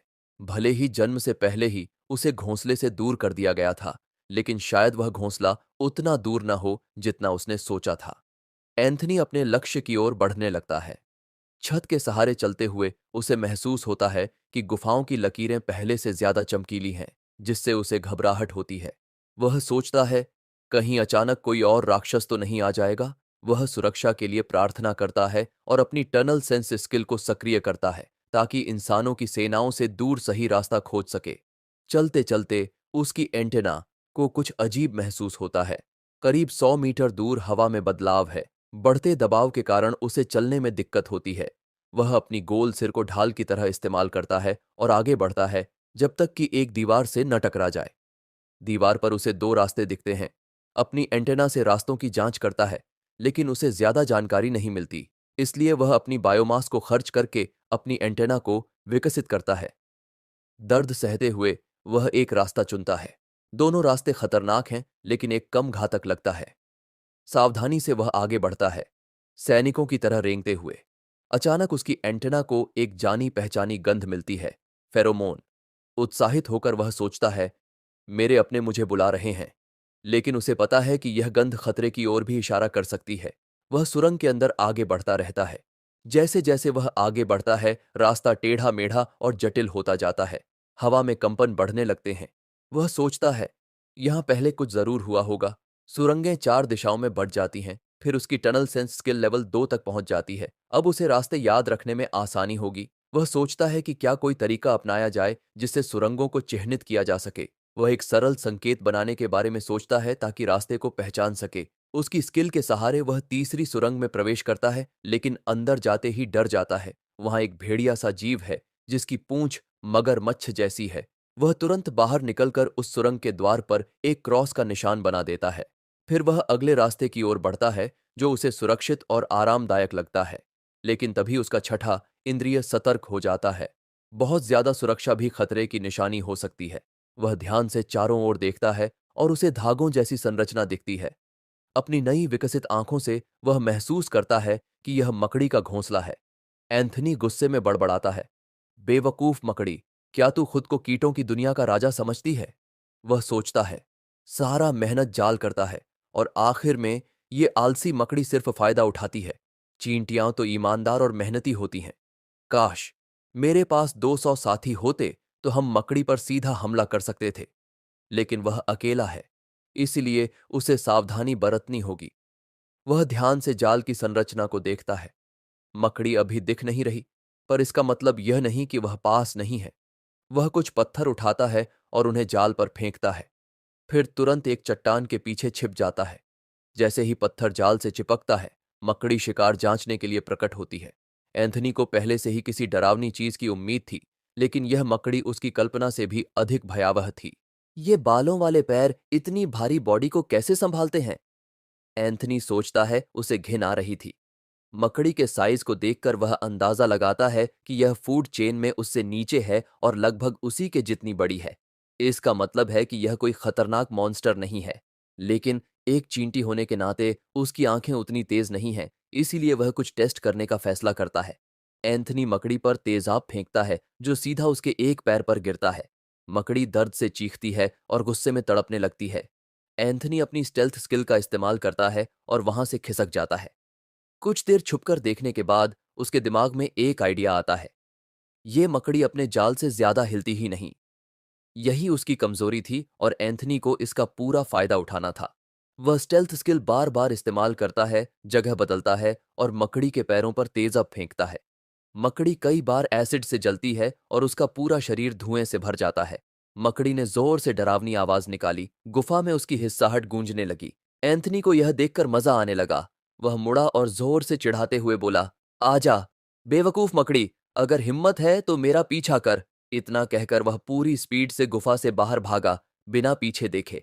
लेकिन अंदर से वह डरा हुआ था। उसका दिल तेज धड़क रहा था। उसे इतना डर लग रहा था कि लगा अभी पेशाब ही न कर दे। लेकिन फिर भी उसने खुद को जबरदस्ती आगे धकेला और अपने पैरों को तेज दौड़ाने के लिए मजबूर किया। एंथनी तब तक भागता रहा जब तक वह उस पुरानी जानी पहचानी गुफा तक नहीं पहुंच गया। अब उसकी असली योजना शुरू होती। अगर मकड़ी उसका पीछा करती तो वह उसे भेड़िया छिपकली म्यूटेट के पास ले जाता। जैसे ही वे एक दूसरे को देखते, वे आपस में लड़ पड़ते। एंथनी अपनी स्टेल्थ स्किल का इस्तेमाल कर गायब हो जाता। चाहे मकड़ी मरे या दोनों एक दूसरे को इतना घायल कर दें कि कमजोर हो जाएं, जीत एंथनी की होती। बिल्कुल परफेक्ट प्लान, उसने सोचा। लेकिन जैसे ही उसने छिपकर झांका, मकड़ी आई ही नहीं। एंथनी का आत्मविश्वास डगमगाने लगा। उसकी सांस तेज होने लगी। नहीं, ये तो गड़बड़ हो गई। मकड़ी उससे कहीं ज्यादा चालाक निकली। पीछा करने के बजाय वह अपने जाल में ही बैठी रही। हूं, एंथनी ने गुस्से में अपने जबड़े बजाए। तो तू इतनी डरपोक है, असली लड़ाई नहीं कर सकती? एंथनी का गुस्सा बढ़ने लगा। ये मकड़ी मेहनत भी नहीं करती, बस जाल बिछाकर बैठ जाती है और इंतजार करती है कि कोई मूर्ख उसमें फंस जाए। उसने खुद को मकड़ी की तरह सोचने की कोशिश की। वाह, क्या लाइफ होती! आराम से जाल पर पड़ा रहता, बस इंतजार करता और खाना खुद ब खुद आ जाता। लेकिन यह सिर्फ सोचने से बदलने वाला नहीं था। अब कोई और प्लान बनाना पड़ेगा। अब बहुत हुआ, उसने सोचा। अब इसे खत्म करना ही पड़ेगा। पहला कदम पूरा हो चुका था। मकड़ी पहले ही 2 बार एसिड से जल चुकी थी। हर एसिड हमले में 5 जीपी लगते थे, यानी मकड़ी अब तक 20% हेल्थ खो चुकी थी। 4 और वार और यह खत्म हो जाएगी। सबसे सही तरीका यही था कि वह इसे बार बार हमला करके मार दे, छिपे, हमला करे और फिर गायब हो जाए। थोड़ा लंबा प्रोसेस होगा, लेकिन यह काम करेगा। उसने अपनी एंटेना को पूरी तरह सतर्क कर दिया और अपनी लेवल 2 आंखें चेक की। फिर वह मकड़ी को खोजने लगा, सावधानी से, धीरे धीरे आगे बढ़ते हुए। लेकिन तभी कुछ अजीब हुआ। उसने पूरी गुफा छान मारी, लेकिन मकड़ी गायब थी। ये ये कहाँ गई? एंथनी की एंटेना अचानक झटके से हिलने लगी। खतरा पास था। कहाँ गायब हो गई ये मकड़ी? एंथनी सोचने लगा। जाल खाली था और मकड़ी कहीं नहीं दिख रही थी। एक ठंडा डर उसके भीतर समाने लगा। कुछ तो गड़बड़ है, उसने सोचा। ये अपनी मर्जी से जाल नहीं छोड़ेगी जब तक। उसके अंदर की चेतावनी घंटियां जोर से बज उठीं। खतरा। लेकिन बहुत देर हो चुकी थी। फिर भी एंथनी ने अपने प्लान पर टिके रहने का फैसला किया। उसने छोटे छोटे पत्थर इकट्ठा किए और मकड़ी को बाहर निकालने की कोशिश करने लगा। सावधानी से उसने पत्थरों को मकड़ी के जाल पर फेंका, ताकि कंपन से उसे लगे कि कोई शिकार फंसा है। हर पत्थर के गिरने के बाद वह छिप जाता और इंतजार करता। उसका तेजाब हमला तैयार था। स्टेल्थ मोड एक्टिव था। वह पूरी तरह चौकन्ना था। लेकिन कुछ भी नहीं हुआ। कई मिनट बीत गए, लेकिन मकड़ी नहीं निकली। सीरियसली? एंथनी बड़बड़ाया। उसका सब्र खत्म होने लगा। ये हिल भी नहीं रही। गुस्से में उसने एक बड़ा पत्थर उठाया और पूरी ताकत से जाल पर फेंक दिया। अब तो निकलेगी। जाल जोर से हिला, लेकिन मकड़ी अभी भी नहीं दिखी। चाहिए था कि तेरा मूवमेंट हो। अब गुस्से में एंथनी ने और बड़ा पत्थर उठाया और पूरी ताकत से दे मारा। इस बार जाल का एक हिस्सा फट गया। एंथनी की एंटेना खुशी से हिली। अब उसके पास आगे जाने का साफ रास्ता था। कोई तरीका नहीं कि मैं इस चिपचिपी गंदगी को छूऊं, उसने सोचा। कहीं ये जहरीली ना हो। अगर इसमें फंस गया तो मकड़ी की लंच स्पेशल बन जाऊंगा। अब उसने सावधानी से आगे बढ़ना शुरू किया, पत्थरों से रास्ता साफ करता गया। जैसे जैसे वह आगे बढ़ा, वैसे वैसे उसका आत्मविश्वास बढ़ने लगा। लेकिन तभी उसकी एंटेना अचानक हिल उठी। आगे एक विशालकाय जाल रास्ता रोक रहा था। ये खत्म करने का समय आ गया है। एंथनी ने एसिड शॉट एक्टिवेट किया और जाल पर तेजाब फेंका। तेजाब के संपर्क में आते ही जाल जलने लगा। श्श्श! एक अजीब आवाज गुफा में गूंजी। एंथनी को जोश आ गया। अब वक्त था भागने का। लेकिन जैसे ही वह गुफा के बाहर निकलने लगा, विपत्ति आ गिरी। उसका पैर जाल में फंस गया। वह घबरा गया, मजबूती से खुद को छुड़ाने की कोशिश करने लगा। जाल उसे जमीन पर गिरा चुका था। उसका शरीर चिपक गया। क्या यही मेरी कहानी का अंत है? उसकी आंखों में आंसू आ गए। क्या मैं बस ऐसे ही जाल में फंसा रहूंगा, मकड़ी के शिकार बनने का इंतजार करता हुआ? वह पूरी तरह रुक गया, मकड़ी के आने का इंतजार करने लगा। पर कुछ हुआ ही नहीं। न कोई आवाज, न कोई परछाई, न कोई मकड़ी। ये क्या चल रहा है? किसी तरह वह जाल से खुद को छुड़ाकर पीछे मुड़ा और जो उसने देखा, उसने उसे पूरी तरह स्तब्ध कर दिया। मकड़ी जमीन पर उल्टी पड़ी थी। उसके शरीर से धुआं उठ रहा था। रुको, ये मर चुकी है? एंथनी अविश्वास से घूरता रहा। आगे बढ़कर उसने देखा, मकड़ी का पेट पूरी तरह जला हुआ था। शायद मैंने अपने एसिड शॉट्स की ताकत को कम आंका था, उसने सोचा। या फिर इसकी हेल्थ ही बहुत कम थी। एक हल्की अफसोस की लहर उसके मन में आई। सॉरी छोटू, मुझे गलतफहमी हो गई थी, उसने धीरे से कहा। लड़ाई खत्म हो चुकी थी। अब उसे सिर्फ एक चीज याद आई, भूख। उसका पेट जोर से गड़गड़ाया। एंथनी ने मकड़ी के शरीर की तरफ देखा। थोड़ा हिचकिचाते हुए एक टुकड़ा खा लिया। सिस्टम नोटिफिकेशन, नई बायोमास खाई गई। अरण्या, नई gene unlock, basic spider profile, biomass point +1। Anthony ने उत्सुकता से सिस्टम को खोला। मकड़ी की जानकारी लोड हुई और उसकी आंखें चौड़ी हो गईं। ये लेवल 1 बेबी स्पाइडर थी। वह वहीं खड़ा रह गया, सन्न रह गया। क्या मजाक कर रहे हो? ये बस एक बच्चा था। ये तो अभी अभी अंडे से निकली थी, अपना पहला शिकार पकड़ने के इंतजार में बैठी थी। और मैंने इसे ऐसे मारा जैसे कोई बॉस फाइट हो। उसने अपना सिर हिलाया। उसे अफसोस और शर्मिंदगी दोनों महसूस हुई। खैर, अब इसे वापस तो नहीं ला सकता, उसने धीरे से कहा। उफ! एंथनी ने लंबी सांस ली और खुद को संभालते हुए आगे बढ़ने की तैयारी की। गिरे हुए तेज आपके लिए रोने से कोई फायदा नहीं, उसने खुद से मजाक किया, गिल्ट को कम करने की कोशिश करते हुए। चलो देखते हैं इस गुफा में और क्या क्या छुपा है। लेकिन फिर एक ख्याल आया। मैं अब एक मॉन्स्टर बन चुका हूं, है ना? अगर उसने मकड़ी को नहीं मारा होता तो मकड़ी उसे मार देती, लेवल अप कर जाती और जिंदा रहती। इस डंगियन में टिके रहने के लिए उसे अब गिल्ट को छोड़ना होगा। यही सोचकर एंथनी ने कुछ पत्थर उठाए और रास्ते में जितने भी मकड़ी के जाले थे सब तोड़ता चला गया। वैसे भी वो सिर्फ लेवल 1 की बेबी स्पाइडर थी। उसने बड़बड़ाया, ज्यादा एक्सपीरियंस तो नहीं मिला होगा, पर कम से कम 2 बायोमास पॉइंट्स मिल गए। वह आगे बढ़ता रहा, सोचते हुए बोलने लगा, मुझे पता लगाना होगा कि एक एडल्ट चींटी कैसे बनूं। क्या लेवल अप करने से मैं बड़ा हो जाऊंगा या सिस्टम अलग तरीके से काम करता है? एक चीज तो साफ थी, अगर उसे लेवल अप करना था तो उसे शिकार करना होगा। स्टेल्थ मोड एक्टिवेट कर वह धीरे धीरे आगे बढ़ा। अब उसे ऐसी जगह चाहिए थी जहां वह सुरक्षित तरीके से शिकार कर सके। ये क्या? अचानक उसकी नजर अपने पैरों के नीचे एक बड़े गड्ढे पर पड़ी। वह कुछ सेकंड तक उस अंधेरी खाई को देखता रहा, फिर एक बड़ी हड्डी उठाई और नीचे फेंक दी। गिरती रही, गिरती रही। कोई आवाज वापस नहीं आई। ओह, एंथनी ने सोचा, जितना गहरा उतना खतरनाक, है ना?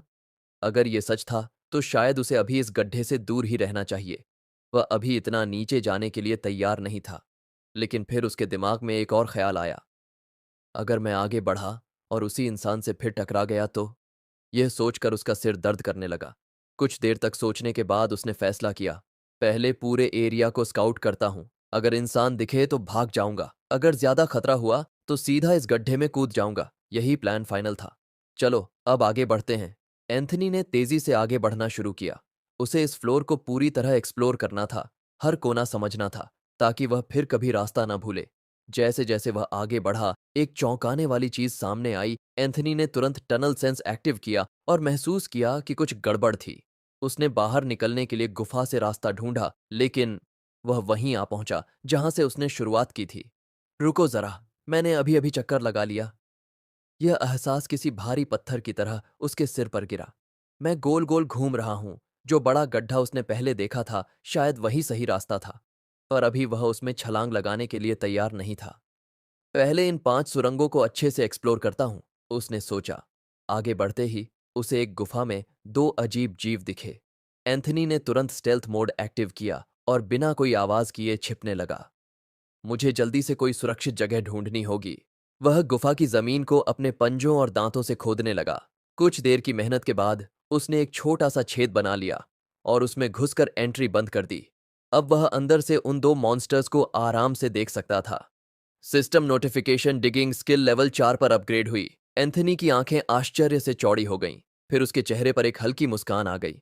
अच्छा, मतलब खोदाई थोड़ी बेकार स्किल नहीं है। वह सोचने लगा कि पहले कितना कमजोर था। लेवल 1 पर उसकी हालत कैसी थी, लेकिन अब वह पहले से काफी मजबूत बन चुका था। उत्सुकता से उसने अपना स्टेटस विंडो खोला। मेरे पास तो काफी स्किल्स आ चुकी हैं, लेकिन मैं अब भी लड़ाई में बहुत कमजोर हूं। एंथनी का स्टेटस चेक आंखें। Level 2 biomass, level 2 digging, level 4 acid shot, level 2 stealth, level 4 tunnel sense, अभी भी सिर्फ लेवल 1। अभी भी कोई लड़ाई वाली असली ताकत नहीं। एंथनी को थोड़ा झटका लगा, थोड़ा थकान महसूस हुई। शायद मुझे थोड़ा आराम करना चाहिए। वह अपने छोटे से खोदे गए घोंसले में लेट गया। अगर मुझे इस जगह को पूरी तरह एक्सप्लोर करना है तो खुद को सही से तैयार करना होगा। मैंने अब तक काफी सुधार किया है, पर अभी भी रास्ता लंबा है। लेकिन मैं अब हार मानने वाला नहीं। एंथनी को पता था कि उसे हर वक्त सतर्क रहना होगा। आराम करते हुए उसके विचार उसके पिछले जीवन की तरफ बहने लगे। जब मैं कीड़े पाला करता था, खास तौर पर चींटियां, तब मैंने एक चीज सीखी थी। चींटियां असल में सोती नहीं, वो बस एक जगह स्थिर हो जाती हैं, जैसे एक हल्की नींद में। यही सोचकर एंथनी ने कुछ देर आराम करने का फैसला किया। वैसे भी तकनीकी रूप से वह अपनी आंखें बंद नहीं कर सकता था, क्योंकि उसकी पलकें ही नहीं थीं, लेकिन फिर भी वह शांत होकर लेट सकता था, ताकि उसकी ताकत वापस आ सके और वह आगे की चुनौतियों के लिए तैयार हो जाए। 2 घंटे बाद एंथनी को एकदम तरोताजा महसूस हुआ। उसका दिमाग अब पूरी तरह साफ था। अब बस वह अपने घोंसले से बाहर निकला और सुरंगों की तरफ बढ़ा। अब मुझे कुछ और बायोमास चाहिए ताकि अपनी आंखों को पूरी तरह अपग्रेड कर सकूं। पर यह उसकी इकलौती चाहत नहीं थी। नहीं, एंथनी सब कुछ अपग्रेड करना चाहता था। ज्यादा ताकतवर पैर, मजबूत शरीर, सख्त कवच और भी खतरनाक एसिड अटैक। अगर ये सब मिल गया तो शिकार करना बहुत आसान हो जाएगा। अब उसे कोनों में छिपने की जरूरत नहीं पड़ेगी। और सबसे जरूरी चीज, एक्सपी। अगर वह काफी लेवल बढ़ा ले तो हो सकता है एक दिन वह एक एडल्ट चींटी बन जाए। स्टेल्थ पहले से ही लेवल 4 पर है। अगर मैं और मेहनत करूं तो इसे और भी बढ़ा सकता हूं, शायद कुछ मॉन्स्टर्स का पीछा करके। जैसे ही एंथनी सुरंग के आखिरी छोर पर पहुंचा, उसे अजीब सा महसूस हुआ। रास्ता कुछ ज्यादा ही जाना पहचाना लग रहा था। रुको जरा। उसने अपना सिर पकड़ लिया और सोचना शुरू किया। मैं इसी रास्ते पर पहले भी आ चुका हूं। फिर एक झटके में उसे सब समझ आ गया। मैं फंस चुका हूं, ये रास्ते आपस में जुड़े हुए हैं। मैं एक ही जगह गोल गोल घूम रहा हूं। गुस्से में एंथनी ने जमीन पर जोर से पैर पटका। अब उसे ये पूरा फ्लोर मैप आउट करना होगा ताकि वह फिर कभी रास्ता न भूले। System notification. Tunnel sense level 3 पर अपग्रेड। रुको। एंथनी सन्न रह गया। क्या सिर्फ रास्तों को याद रखने से मेरा टनल सेंस लेवल अप हो गया? मतलब ये सिस्टम मेरे दिमाग के अंदर झांक सकता है? ये तो मजेदार है, उसने खुद से कहा। उसे वो दो नए मॉन्स्टर्स याद आए जो उसे पहले दिखे थे। पहला, 3 पूंछ वाला बड़ा चूहा, हर पूंछ के सिरे पर सांप जैसा डंक। दूसरा, चमकती रीढ़ वाला लंबा चिपचिपा जीव। ये तो जहरीला लग रहा है। और सबसे बुरी बात, ये मुझसे 2 गुना बड़ा है और दीवारों पर चढ़ सकता है। इससे तो दूर ही रहना बेहतर होगा। अचानक एंथनी ने कुछ सुना। आवाजें, लड़ाई की आवाजें।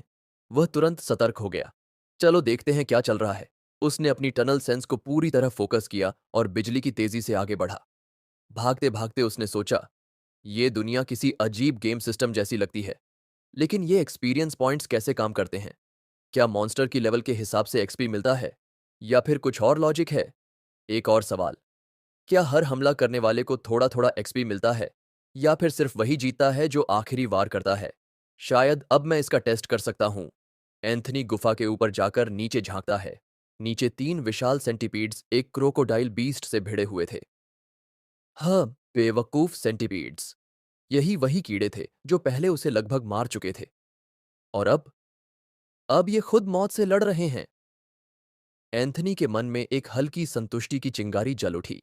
दोनों दुश्मन एक दूसरे को नोच खसोट रहे थे और एंथनी मजे से सब देख रहा था। मगरमच्छ ने अपने भारी जबड़े से एक सेंटीपीड के चेहरे को कुचल दिया, जबकि सेंटीपीड के नुकीले पंजे तेजी से मगरमच्छ को खरोंच रहे थे। गुस्से में सेंटीपीड ने जोर से काट लिया, जिससे मगरमच्छ दर्द से दहाड़ उठा। लेकिन मगरमच्छ ने अपनी ताकतवर पंजों से सेंटीपीड को पकड़ लिया और उसे एक गुड़िया की तरह दूर फेंक दिया। बेवकूफ, एंथनी मुस्कुराया और धीरे से फुसफुसाया। तुम दोनों ऐसे ही लड़ते रहो और सही समय पर मैं दंगल में उतरूंगा। सेंटीपीड ने फिर से मगरमच्छ पर हमला करने के लिए छलांग लगाई, पर इससे पहले ही एंथनी ने सटीक निशाना लगाते हुए उस पर एसिड शॉट दाग दिया। हरा सुलगता तेजाब सेंटीपीड के शरीर पर गिरा और वह दर्द में तड़प उठा। ये तुम्हारे उस हरकत का बदला था जो तुमने मुझसे पहले की थी, एंथनी ने बड़बड़ाया। मगरमच्छ, जो पहले ही गुस्से से पागल हो चुका था, बिना कुछ सोचे समझे सेंटीपीड को काट लिया। पर ऐसा करते हुए उसने गलती कर दी। उसके मुंह में एंथनी का तेजाब चला गया। ग्याह! मगरमच्छ दर्द से चिल्लाया। उसका मुंह अंदर से जलने लगा। वह तड़पते हुए पलटा और तभी उसकी नजर एंथनी पर पड़ी, जो पूरी सिंघम स्टाइल में पीछे खड़ा था, आंखों में खतरनाक चमक लिए। आजा, देखते हैं तेरे पास क्या है। एंथनी ने मन ही मन सोचा, जैसे मगरमच्छ को चुनौती दे रहा हो। मगरमच्छ ने गुस्से में सेंटीपीड्स को पूरी तरह भूल गया। बस यही मौका चाहिए था। बचे हुए सेंटीपीड्स ने तुरंत हमला कर दिया। एक तो मगरमच्छ की गर्दन पर चढ़ गया, उसे कसकर जकड़ते हुए। मगरमच्छ को जैसे ही एहसास हुआ कि वो फंस चुका है, वह पागलों की तरह झटका देने लगा। और फिर एक जोरदार झटके में उसने अपनी भारी पूंछ घुमाई और सभी सेंटीपीड्स को हवा में उड़ा दिया। धड़ाम! वे गुफा की जमीन पर गिर पड़े, पर एंथनी को एक और चीज दिखी। मगरमच्छ धीमा हो रहा था। उसके मूवमेंट सुस्त और लड़खड़ाए हुए लग रहे थे। जहर अपना काम कर रहा है, एंथनी फुसफुसाया। उसके चेहरे पर शैतानी मुस्कान फैल गई। सेंटीपीड्स की हालत भी अच्छी नहीं थी। एक दूर फेंका जा चुका था और हिलने की हालत में नहीं था। दूसरा, जो पहले ही तेजाब से जल रहा था, कमजोर होकर जमीन पर कांप रहा था। एंथनी की मुस्कान और चौड़ी हो गई। अब सब मेरी मुट्ठी में है। अब समय सही है। उसने एक और एसिड शॉट दागा, सीधा तीसरे सेंटीपीड पर। वो पहले से ही मगरमच्छ से लड़कर कमजोर हो चुका था। अब ये वार उसके लिए अंतिम वार था। यही असली गेम प्ले है, एंथनी ने सोचा। जब दो दुश्मन एक दूसरे को चीर फाड़ रहे हों, तो पीछे से आकर दोनों को खत्म कर दो। सिर्फ ताकतवर बनने की जरूरत नहीं, असली ताकत दिमाग में होती है। एंथनी यहां सिर्फ एक चीज के लिए था, शिकार। चलो, थ्रीसम कर लेते हैं। उसने हल्की हंसी के साथ खुद से कहा, गुफा में फैलते अराजकता को देखते हुए। मैंने कभी नहीं सोचा था कि मैं ऐसा कुछ कर सकता हूं। सेंटीपीड्स पर तेजाब गिराकर खुद फायदा उठाऊं? ये पूरी तरह पागलपन है। पर यही हो रहा था। ये सेंटीपीड्स अब मगरमच्छ के खात्मे के बहुत करीब हैं। वह हर चीज को गंभीर नजरों से देख रहा था। सेंटीपीड्स इतने व्यस्त थे मगरमच्छ को मारने में कि उन्होंने एंथनी को एक छोटी चींटी मानकर पूरी तरह नजरअंदाज कर दिया था। मगरमच्छ की सांसें अब कमजोर पड़ रही थीं। हर सेकंड के साथ वह और बेबस हो रहा था। सेंटीपीड्स अब अंतिम वार के लिए तैयार थे। ये बेवकूफ नहीं है, एंथनी ने सोचा। इन्हें पता चल चुका है कि मगरमच्छ कमजोर पड़ गया है। अब ये सीधे वार नहीं कर रहे, बस उसके हमलों को बचा रहे हैं, तेजाब के काम खत्म करने का इंतजार कर रहे हैं। मगरमच्छ को भी शायद अपनी हालत का एहसास हो गया था। अगर मैंने इन्हें अभी नहीं मारा तो मैं गया। यही सोचकर उसने अपनी बची खुची ताकत इकट्ठी की और पूरी रफ्तार से सेंटीपीड्स पर झपट पड़ा। धड़ाम! लड़ाई फिर से छिड़ गई। सेंटीपीड्स बनाम मगरमच्छ। एंथनी ध्यान से देखता रहा। मगरमच्छ पूरी ताकत से लड़ रहा था, पर साफ दिख रहा था कि वो अब थक चुका था। तेजाब अपना असर दिखा चुका था और फिर आखिरकार मगरमच्छ गिर पड़ा। उसका पूरा शरीर जमीन पर गिरते ही शांत हो गया। अब वह पूरी तरह खत्म हो चुका था। एंथनी के चेहरे पर खतरनाक मुस्कान फैल गई। बिल्कुल सही। अब बस एक चीज बाकी थी, आखिरी एसिड शॉट का सही इस्तेमाल। वह सही मौके का इंतजार करने लगा। जैसे ही ये सेंटीपीड्स मगरमच्छ को खत्म करने के लिए आगे बढ़ेंगे, सबको खत्म कर दूंगा और सारे मीठे मीठे एक्सपी पॉइंट्स खुद ले लूंगा। एंथनी ने खुद को सेंटीपीड्स के पीछे पोजीशन किया, अपना छोटा सा चींटी शरीर घुमाया और एक जबरदस्त एसिड ब्लास्ट दागा। लेकिन यह शॉट उसी सेंटीपीड पर गिरा जो पहले से ही घायल था। सेंटीपीड दर्द से जोर से चीखते हुए जमीन पर गिर पड़ा। उसका शरीर झटकों से कांप रहा था। दूसरी तरफ बाकी दो सेंटीपीड्स मगरमच्छ पर टूट पड़े और आखिरी वार कर दिया। एंथनी ने सिस्टम नोटिफिकेशन का इंतजार किया, पर कुछ नहीं आया। ओह, तो सिस्टम ऐसे काम करता है, उसने सोचा। जिसने आखिरी वार किया उसे ही सारे एक्सपी पॉइंट्स मिलते हैं। फिर भी एक अच्छी चीज हुई। एंथनी हल्का मुस्कुराया जैसे ही सिस्टम की आवाज गूंजी। System notification. एंथनी ने एक लेवल 3 क्लॉ सेंटीपीड को हराया। एक अजीब सी खुशी उसके अंदर दौड़ गई। हालांकि उसने खुद सेंटीपीड को ज्यादा नुकसान नहीं पहुंचाया था, पर मगरमच्छ ने इसे पहले से ही थका दिया था। अब एंथनी को बस अंतिम वार करना था और इसी के साथ सारे एक्सपी पॉइंट्स उसके हो गए। बेवकूफ सेंटीपीड्स, अपने बाप को गाली दो, एंथनी ने बुदबुदाया उनके बेजान शरीर की तरफ देखते हुए। गंदे रेंगने वाले कीड़े। System notification stealth mode level 5 पर अपग्रेड हुआ। एंथनी के चेहरे पर गर्व भरी मुस्कान आ गई। वह इतने लंबे समय तक स्टेल्थ में रहा कि अब उसका स्किल आखिरकार लेवल अप हो गया था। उसने एक पल के लिए गैंडाल्फ को आशीर्वाद के लिए धन्यवाद दिया, फिर अपने आसपास के माहौल पर ध्यान दिया। अब सीन बदलता है। टाइटस और एल्बर्टन अपने रोज के झगड़ों और आपसी तानों में उलझे हुए थे। उनकी बकझक गुफा में गूंज रही थी, लेकिन माहौल अचानक गंभीर हो गया जब टाइटस रानी के सामने अपनी रिपोर्ट पेश करने के लिए आगे बढ़ा। उसका लहजा चिंताजनक था। महारानी, टाइटस ने कहना शुरू किया, डंगियन में मना स्तर तेजी से बढ़ रहा है। अगर यह ट्रेंड जारी रहा तो। उसने एक लंबी सांस ली। डंगियन 4 दिनों के अंदर टूट जाएगा। कमरे में एकदम सन्नाटा छा गया। इसके अलावा टाइटस ने जारी रखा, गार्ड पर तैनात शिकारियों ने एक मॉन्स्टर चींटी को सतह की ओर बढ़ते हुए देखा है। रानी का चेहरा गंभीर हो गया। शिकारियों की योजना साफ थी, डंगियन की गहराइयों में जाकर पूरी चींटी कॉलोनी को खत्म कर देना। उनका मिशन एकदम क्लियर था, हर चींटी को मार डालो। इस काम को पूरा करने के लिए उन्होंने महारानी से औपचारिक रूप से सेना की मदद मांगी।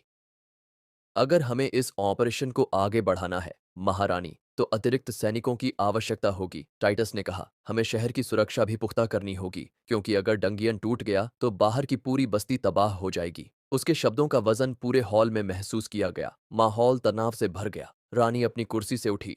हर कदम नपातुला और शाही अंदाज में था। जैसे ही वह टाइटस के सामने आकर खड़ी हुई, टाइटस ने तुरंत सिर झुका लिया। रानी की आवाज शांत थी, पर उसमें आदेश देने की शक्ति थी।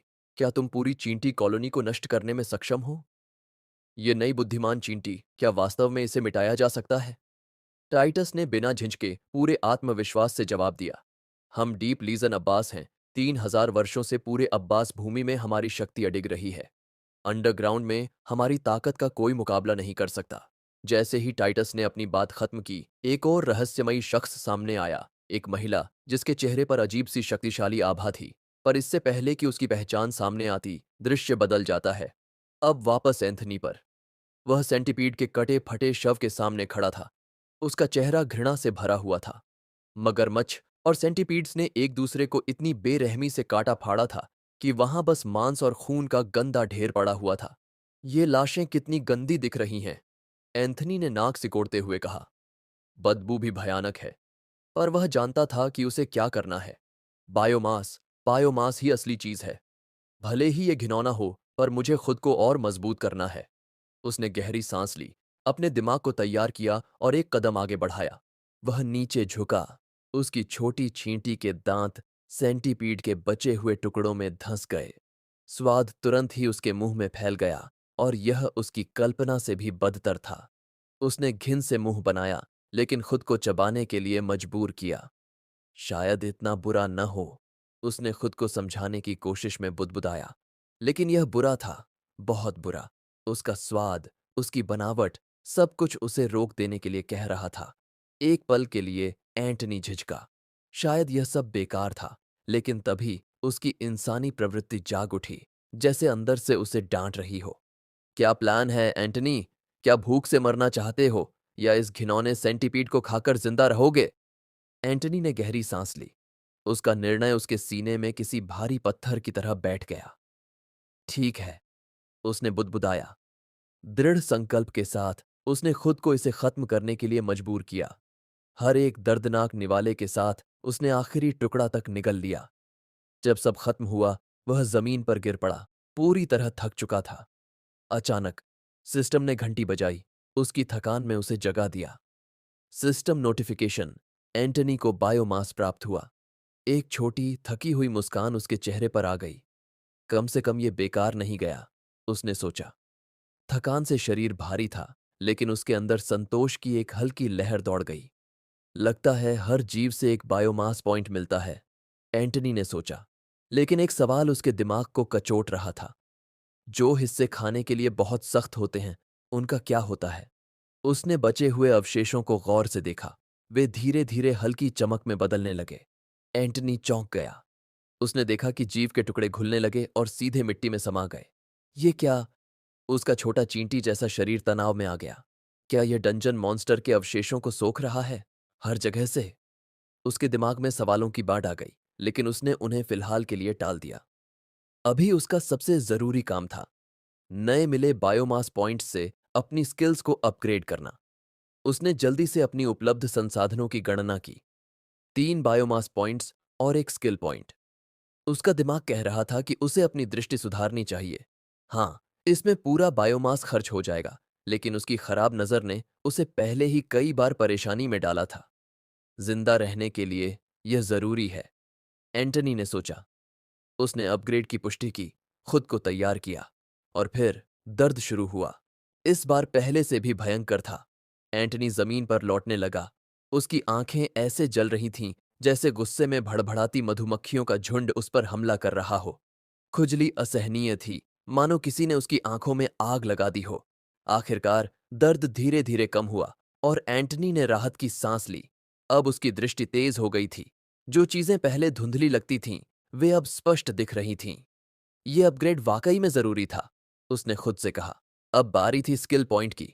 उसकी स्टेल्थ स्किल लेवल 5 पर पहुंच गई थी और एक नया अपग्रेड विकल्प उपलब्ध था। कोई बेवकूफ ही होगा जो इसे अपग्रेड न करे, एंटनी ने सोचा। अगर कोई मुझे देख ही नहीं पाएगा तो मैं जिंदा रहूंगा। उसने बिना देर किए अपग्रेड की पुष्टि की और खुद को पहले से अधिक आत्मविश्वास से भरा महसूस किया। अब उसने अपना स्टेटस चेक किया। मैं अब लेवल 3 पर हूं। उसकी एंटेना गर्व से हिलने लगी। मैं कितना आगे आ गया हूं, उसने सोचा। भावनाओं की बाढ़ में उसने मजाक में कहा, मैं इस डंगियोन को जीतूंगा, सब मेरी ताकत के आगे झुकेंगे। एक क्षण की चुप्पी। अभी नहीं, उसने खुद से ईमानदारी से स्वीकार किया। किसी दिन। फिलहाल उसका असली लक्ष्य था छिपे रहना, इलाके को समझना और जिंदा रहना। क्योंकि अभी वह किसी भी जीव के साथ आमने सामने की लड़ाई में हार जाता। लेकिन उसकी स्टेल्थ और तेज दृष्टि के साथ एंटनी अब और गहराई में जाने के लिए तैयार था। जैसे जैसे वह और आगे बढ़ा, उसने गुफा में फेरोमोन ट्रेल्स खोजने की कोशिश की, लेकिन कुछ नहीं मिला। फिर भी जिज्ञासा उसे खींच रही थी। नीचे क्या है? आखिरकार एंटनी एक खड़ी चट्टान के किनारे पहुंच गया। उसकी नई दृष्टि ने उसे चीजें देखने की क्षमता दी, जो पहले वह देख भी नहीं सकता था। अब वक्त आ गया है यह देखने का कि गहराइयों में क्या छिपा है, एंटनी ने सोचा, काले अंधेरे गड्ढे में झांकते हुए। दृश्य ने उसे बेचैन कर दिया। यह कोई इंसान नहीं कर सकता, एंटनी ने सोचा। उसके छोटे पैर डर से कांप रहे थे। और यह गड्ढा, यह तो जैसे एक काली खाई हो। साहस जुटाकर एंटनी ने अंधेरे में नीचे उतरना शुरू किया। हर कदम डरावना था, लेकिन जल्द ही एक अजीब सी चमक ने उसका ध्यान खींचा। जब वह करीब पहुंचा तो वह चौंक कर रह गया। देखो, यहां पौधे हैं, उसने फुसफुसाया। इन गुफाओं में? पर कैसे?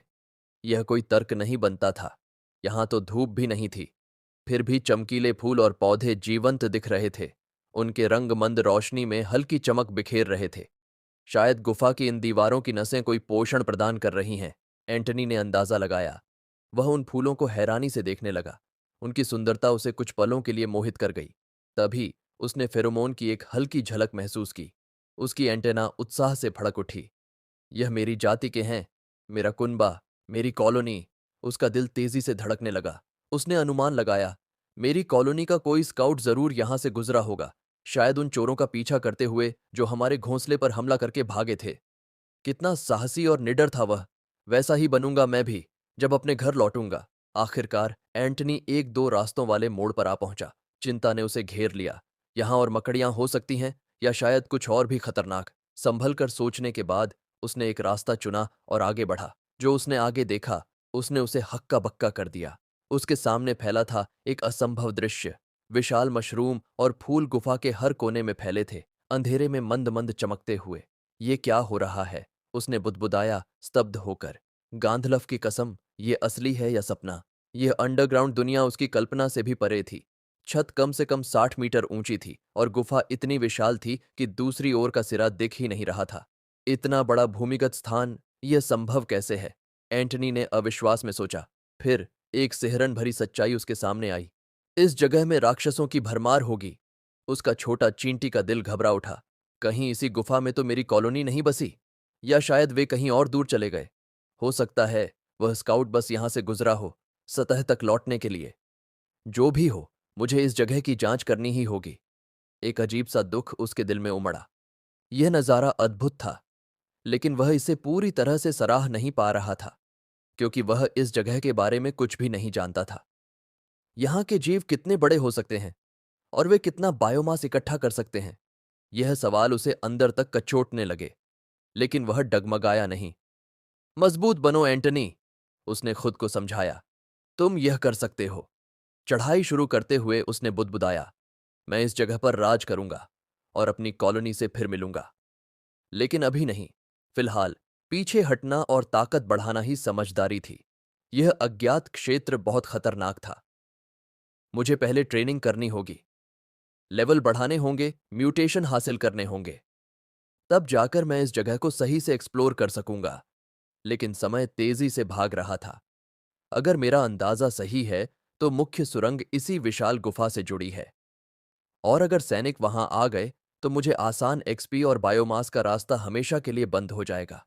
अगर वे नीचे उतर गए, तो उसके पास सिर्फ खतरनाक खुली जगहों में जाने का ही विकल्प बचेगा। मुझे जल्दी करना होगा। अब वह अपनी पुरानी सावधानियों को छोड़ने के लिए तैयार था। मुझे ज्यादा बड़ा जोखिम लेना होगा। एक्सपी और बायोमास के बिना मैं जिंदा नहीं रह पाऊंगा, और मेरे पास समय नहीं है इसे इकट्ठा करने के लिए। उसने अपनी स्टेल्थ स्किल एक्टिवेट की। अब युद्ध का समय था। मुझे उन्हीं जीवों को निशाना बनाना होगा जिन्हें मैंने अभी तक नहीं खाया है, ताकि मुझे बोनस पॉइंट मिले। गांधलफ से एंटनी को बिल्कुल अंदाजा नहीं था कि वह इन विशालकाय मगरमच्छों में से किसी एक को कैसे हराएगा। वे यहाँ के किसी भी जीव से ज्यादा भयावह थे। तभी उसकी नजर एक घोंघे जैसी दिखने वाली अजीबोगरीब चीज पर पड़ी। यह क्या है? जिज्ञासा से भरा, वह धीरे धीरे आगे बढ़ा। करीब से देखने पर यह जीव उससे भी ज्यादा घिनौना लगा जितना उसने सोचा था, और उसकी तुलना में दोगुना बड़ा भी था। उसका लंबा चिपचिपा शरीर पीठ से उगते नुकीले कांटों से ढका था। शायद इसकी गाढ़ी बलगम जैसी परत इसे तेजी से फिसलने में मदद कर रही थी। हो सकता है इसके और भी कारण हो, पर एंटनी को पक्का नहीं पता था। एंटनी ने अचानक एक सरप्राइज एसिड अटैक करने का फैसला किया। उसने घोंघे पर तेजाब की एक धार छोड़ी, पर कुछ नहीं हुआ। वह वैसे ही आगे फिसलता रहा जैसे कुछ हुआ ही न हो। इसका मतलब इसका बलगम इसे मेरी एसिड से बचा रहा है। अगर मैं इसे काटने की कोशिश करूं तो शायद मैं खुद इसमें चिपक जाऊंगा, एंटनी ने झुंझलाकर सोचा। हर चीज में से बचाव का तरीका निकालना जरूरी था, तो बलगम ही मिला। इससे ज्यादा घिनौना और कुछ नहीं हो सकता। लेकिन फिर एंटनी ने अपनी इंसानी बुद्धि का कमाल दिखाने की ठानी। चींटियां भी यह ट्रिक कर सकती हैं, तो मैं क्यों नहीं? उसने एक कंकड़ उठाया, चुपके से घोंघे के पीछे गया और उसे उस पर फेंक दिया। कोई प्रतिक्रिया नहीं। एंटनी के चेहरे पर शैतानी मुस्कान आ गई। इस घोंघे को तो कुछ महसूस ही नहीं होता। अब असली चाल शुरू होती है। Stealth mode on. एंटनी ने हर तरफ से पत्थर फेंकने शुरू कर दिए। चारों ओर से हमला। अब देखता हूं तू कैसे बचता है। घोंघा भ्रमित हो गया, इधर उधर हिलने लगा। यही एंटनी का मौका था। फिर से एसिड शॉट, लेकिन इस बार सीधा इसकी पीठ पर। घोंघे ने एक अजीब आवाज निकाली। Oh my God. एंटनी ने मजे से शरारती मुस्कान बिखेरी। अब समझ आया दर्द क्या होता है। घोंघे ने गुस्से में मुड़कर देखा। 1 मिनट, ये घोंघा इतने धीमे चलने वाले शरीर के साथ शिकार कैसे करता है? यहां कोई पौधे भी नहीं हैं, तो ये क्या खाता है? लेकिन इससे पहले कि वह सोच पाता, घोंघे ने अपना असली रूप दिखा दिया। वह अब धीमी चीज नहीं रही, बल्कि एक दैत्याकार दानव बन गई। उसने गुस्से से दहाड़ लगाई और सीधा एसिड की एक घातक धार एंटनी की छिपने की जगह पर छोड़ दी। पत्थर पिघल गया। एंटनी दीवार पर चढ़ने लगा और घोंघा धीरे धीरे उसका पीछा करने लगा। ये धीमा घोंघा एसिड फेंक सकता है? हे गैंडलफ, मैंने ये करने के लिए कौन सा पाप किया था? लेकिन अब पछताने का समय नहीं था। अब मुझे इसे खत्म करने का तरीका निकालना होगा। समस्या यह थी कि एंटनी के पास सीमित एसिड था। मेरे पास बस 3-4 बार एसिड फेंकने की क्षमता होती है, और मुझे अब तक यह भी नहीं पता कि यह फिर से भरने में कितना समय लेता है। अगर अभी फायर किया और दोबारा जरूरत पड़ी तो मैं फंस जाऊंगा। लेकिन अब कोई और चारा भी नहीं था।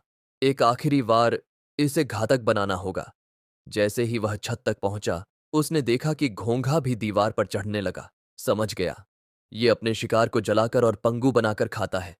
एंटनी ने एक योजना बनाई। अब इसे बेवकूफ बनाना पड़ेगा। उसने अपनी पीठ इसकी तरफ कर दी और अपना पिछवाड़ा हिलाने लगा।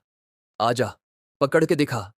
घोंघा गुस्से से भड़क उठा और एक और एसिड अटैक के लिए तैयार हो गया। एंटनी ने तेजी से एसिड फायर किया, सीधा घोंघे के खुले मुंह में। एसिड सीधे इसकी जीभ पर गिरा और परिणाम घातक था। सिस्टम नोटिफिकेशन, तुमने लेवल 4 अल्सियोनियम स्लग को हरा दिया। तुम्हें एक्सपी प्राप्त हुआ। एंटनी धीरे धीरे घोंघे की मरी हुई लाश के पास पहुंचा। उसका मुंह कसैला हो गया। क्या सच में मुझे इसे खाना पड़ेगा? लेकिन उसकी इंसानी यादों ने उसे याद दिलाया, पृथ्वी पर भी तो लोग घोंघे खाते हैं। अब नखरे दिखाने का समय नहीं है। उसने देखा कि घोंघे की बलगम की परत अभी भी मौजूद थी, लेकिन अब वह नया बलगम नहीं छोड़ रही थी। शायद यह गंदगी इसे सुखा दे। एंटनी ने मिट्टी उठाई और उस बलगम को सोखने लगा, लेकिन बदकिस्मती, इसका मतलब था मिट्टी को मुंह से उठाना। बेचारा मैं! हाय मेरी किस्मत! लेकिन अब कुछ नहीं हो सकता था। अनिच्छा से उसने एक निवाला लिया। उफ, घिनौना! संरचना इतनी खराब थी कि उसे जबरदस्ती निगलना पड़ा। आधा घोंघा खाने के बाद वह पूरा भर चुका था। ये तो बहुत बड़ा था, एंटनी ने सोचा।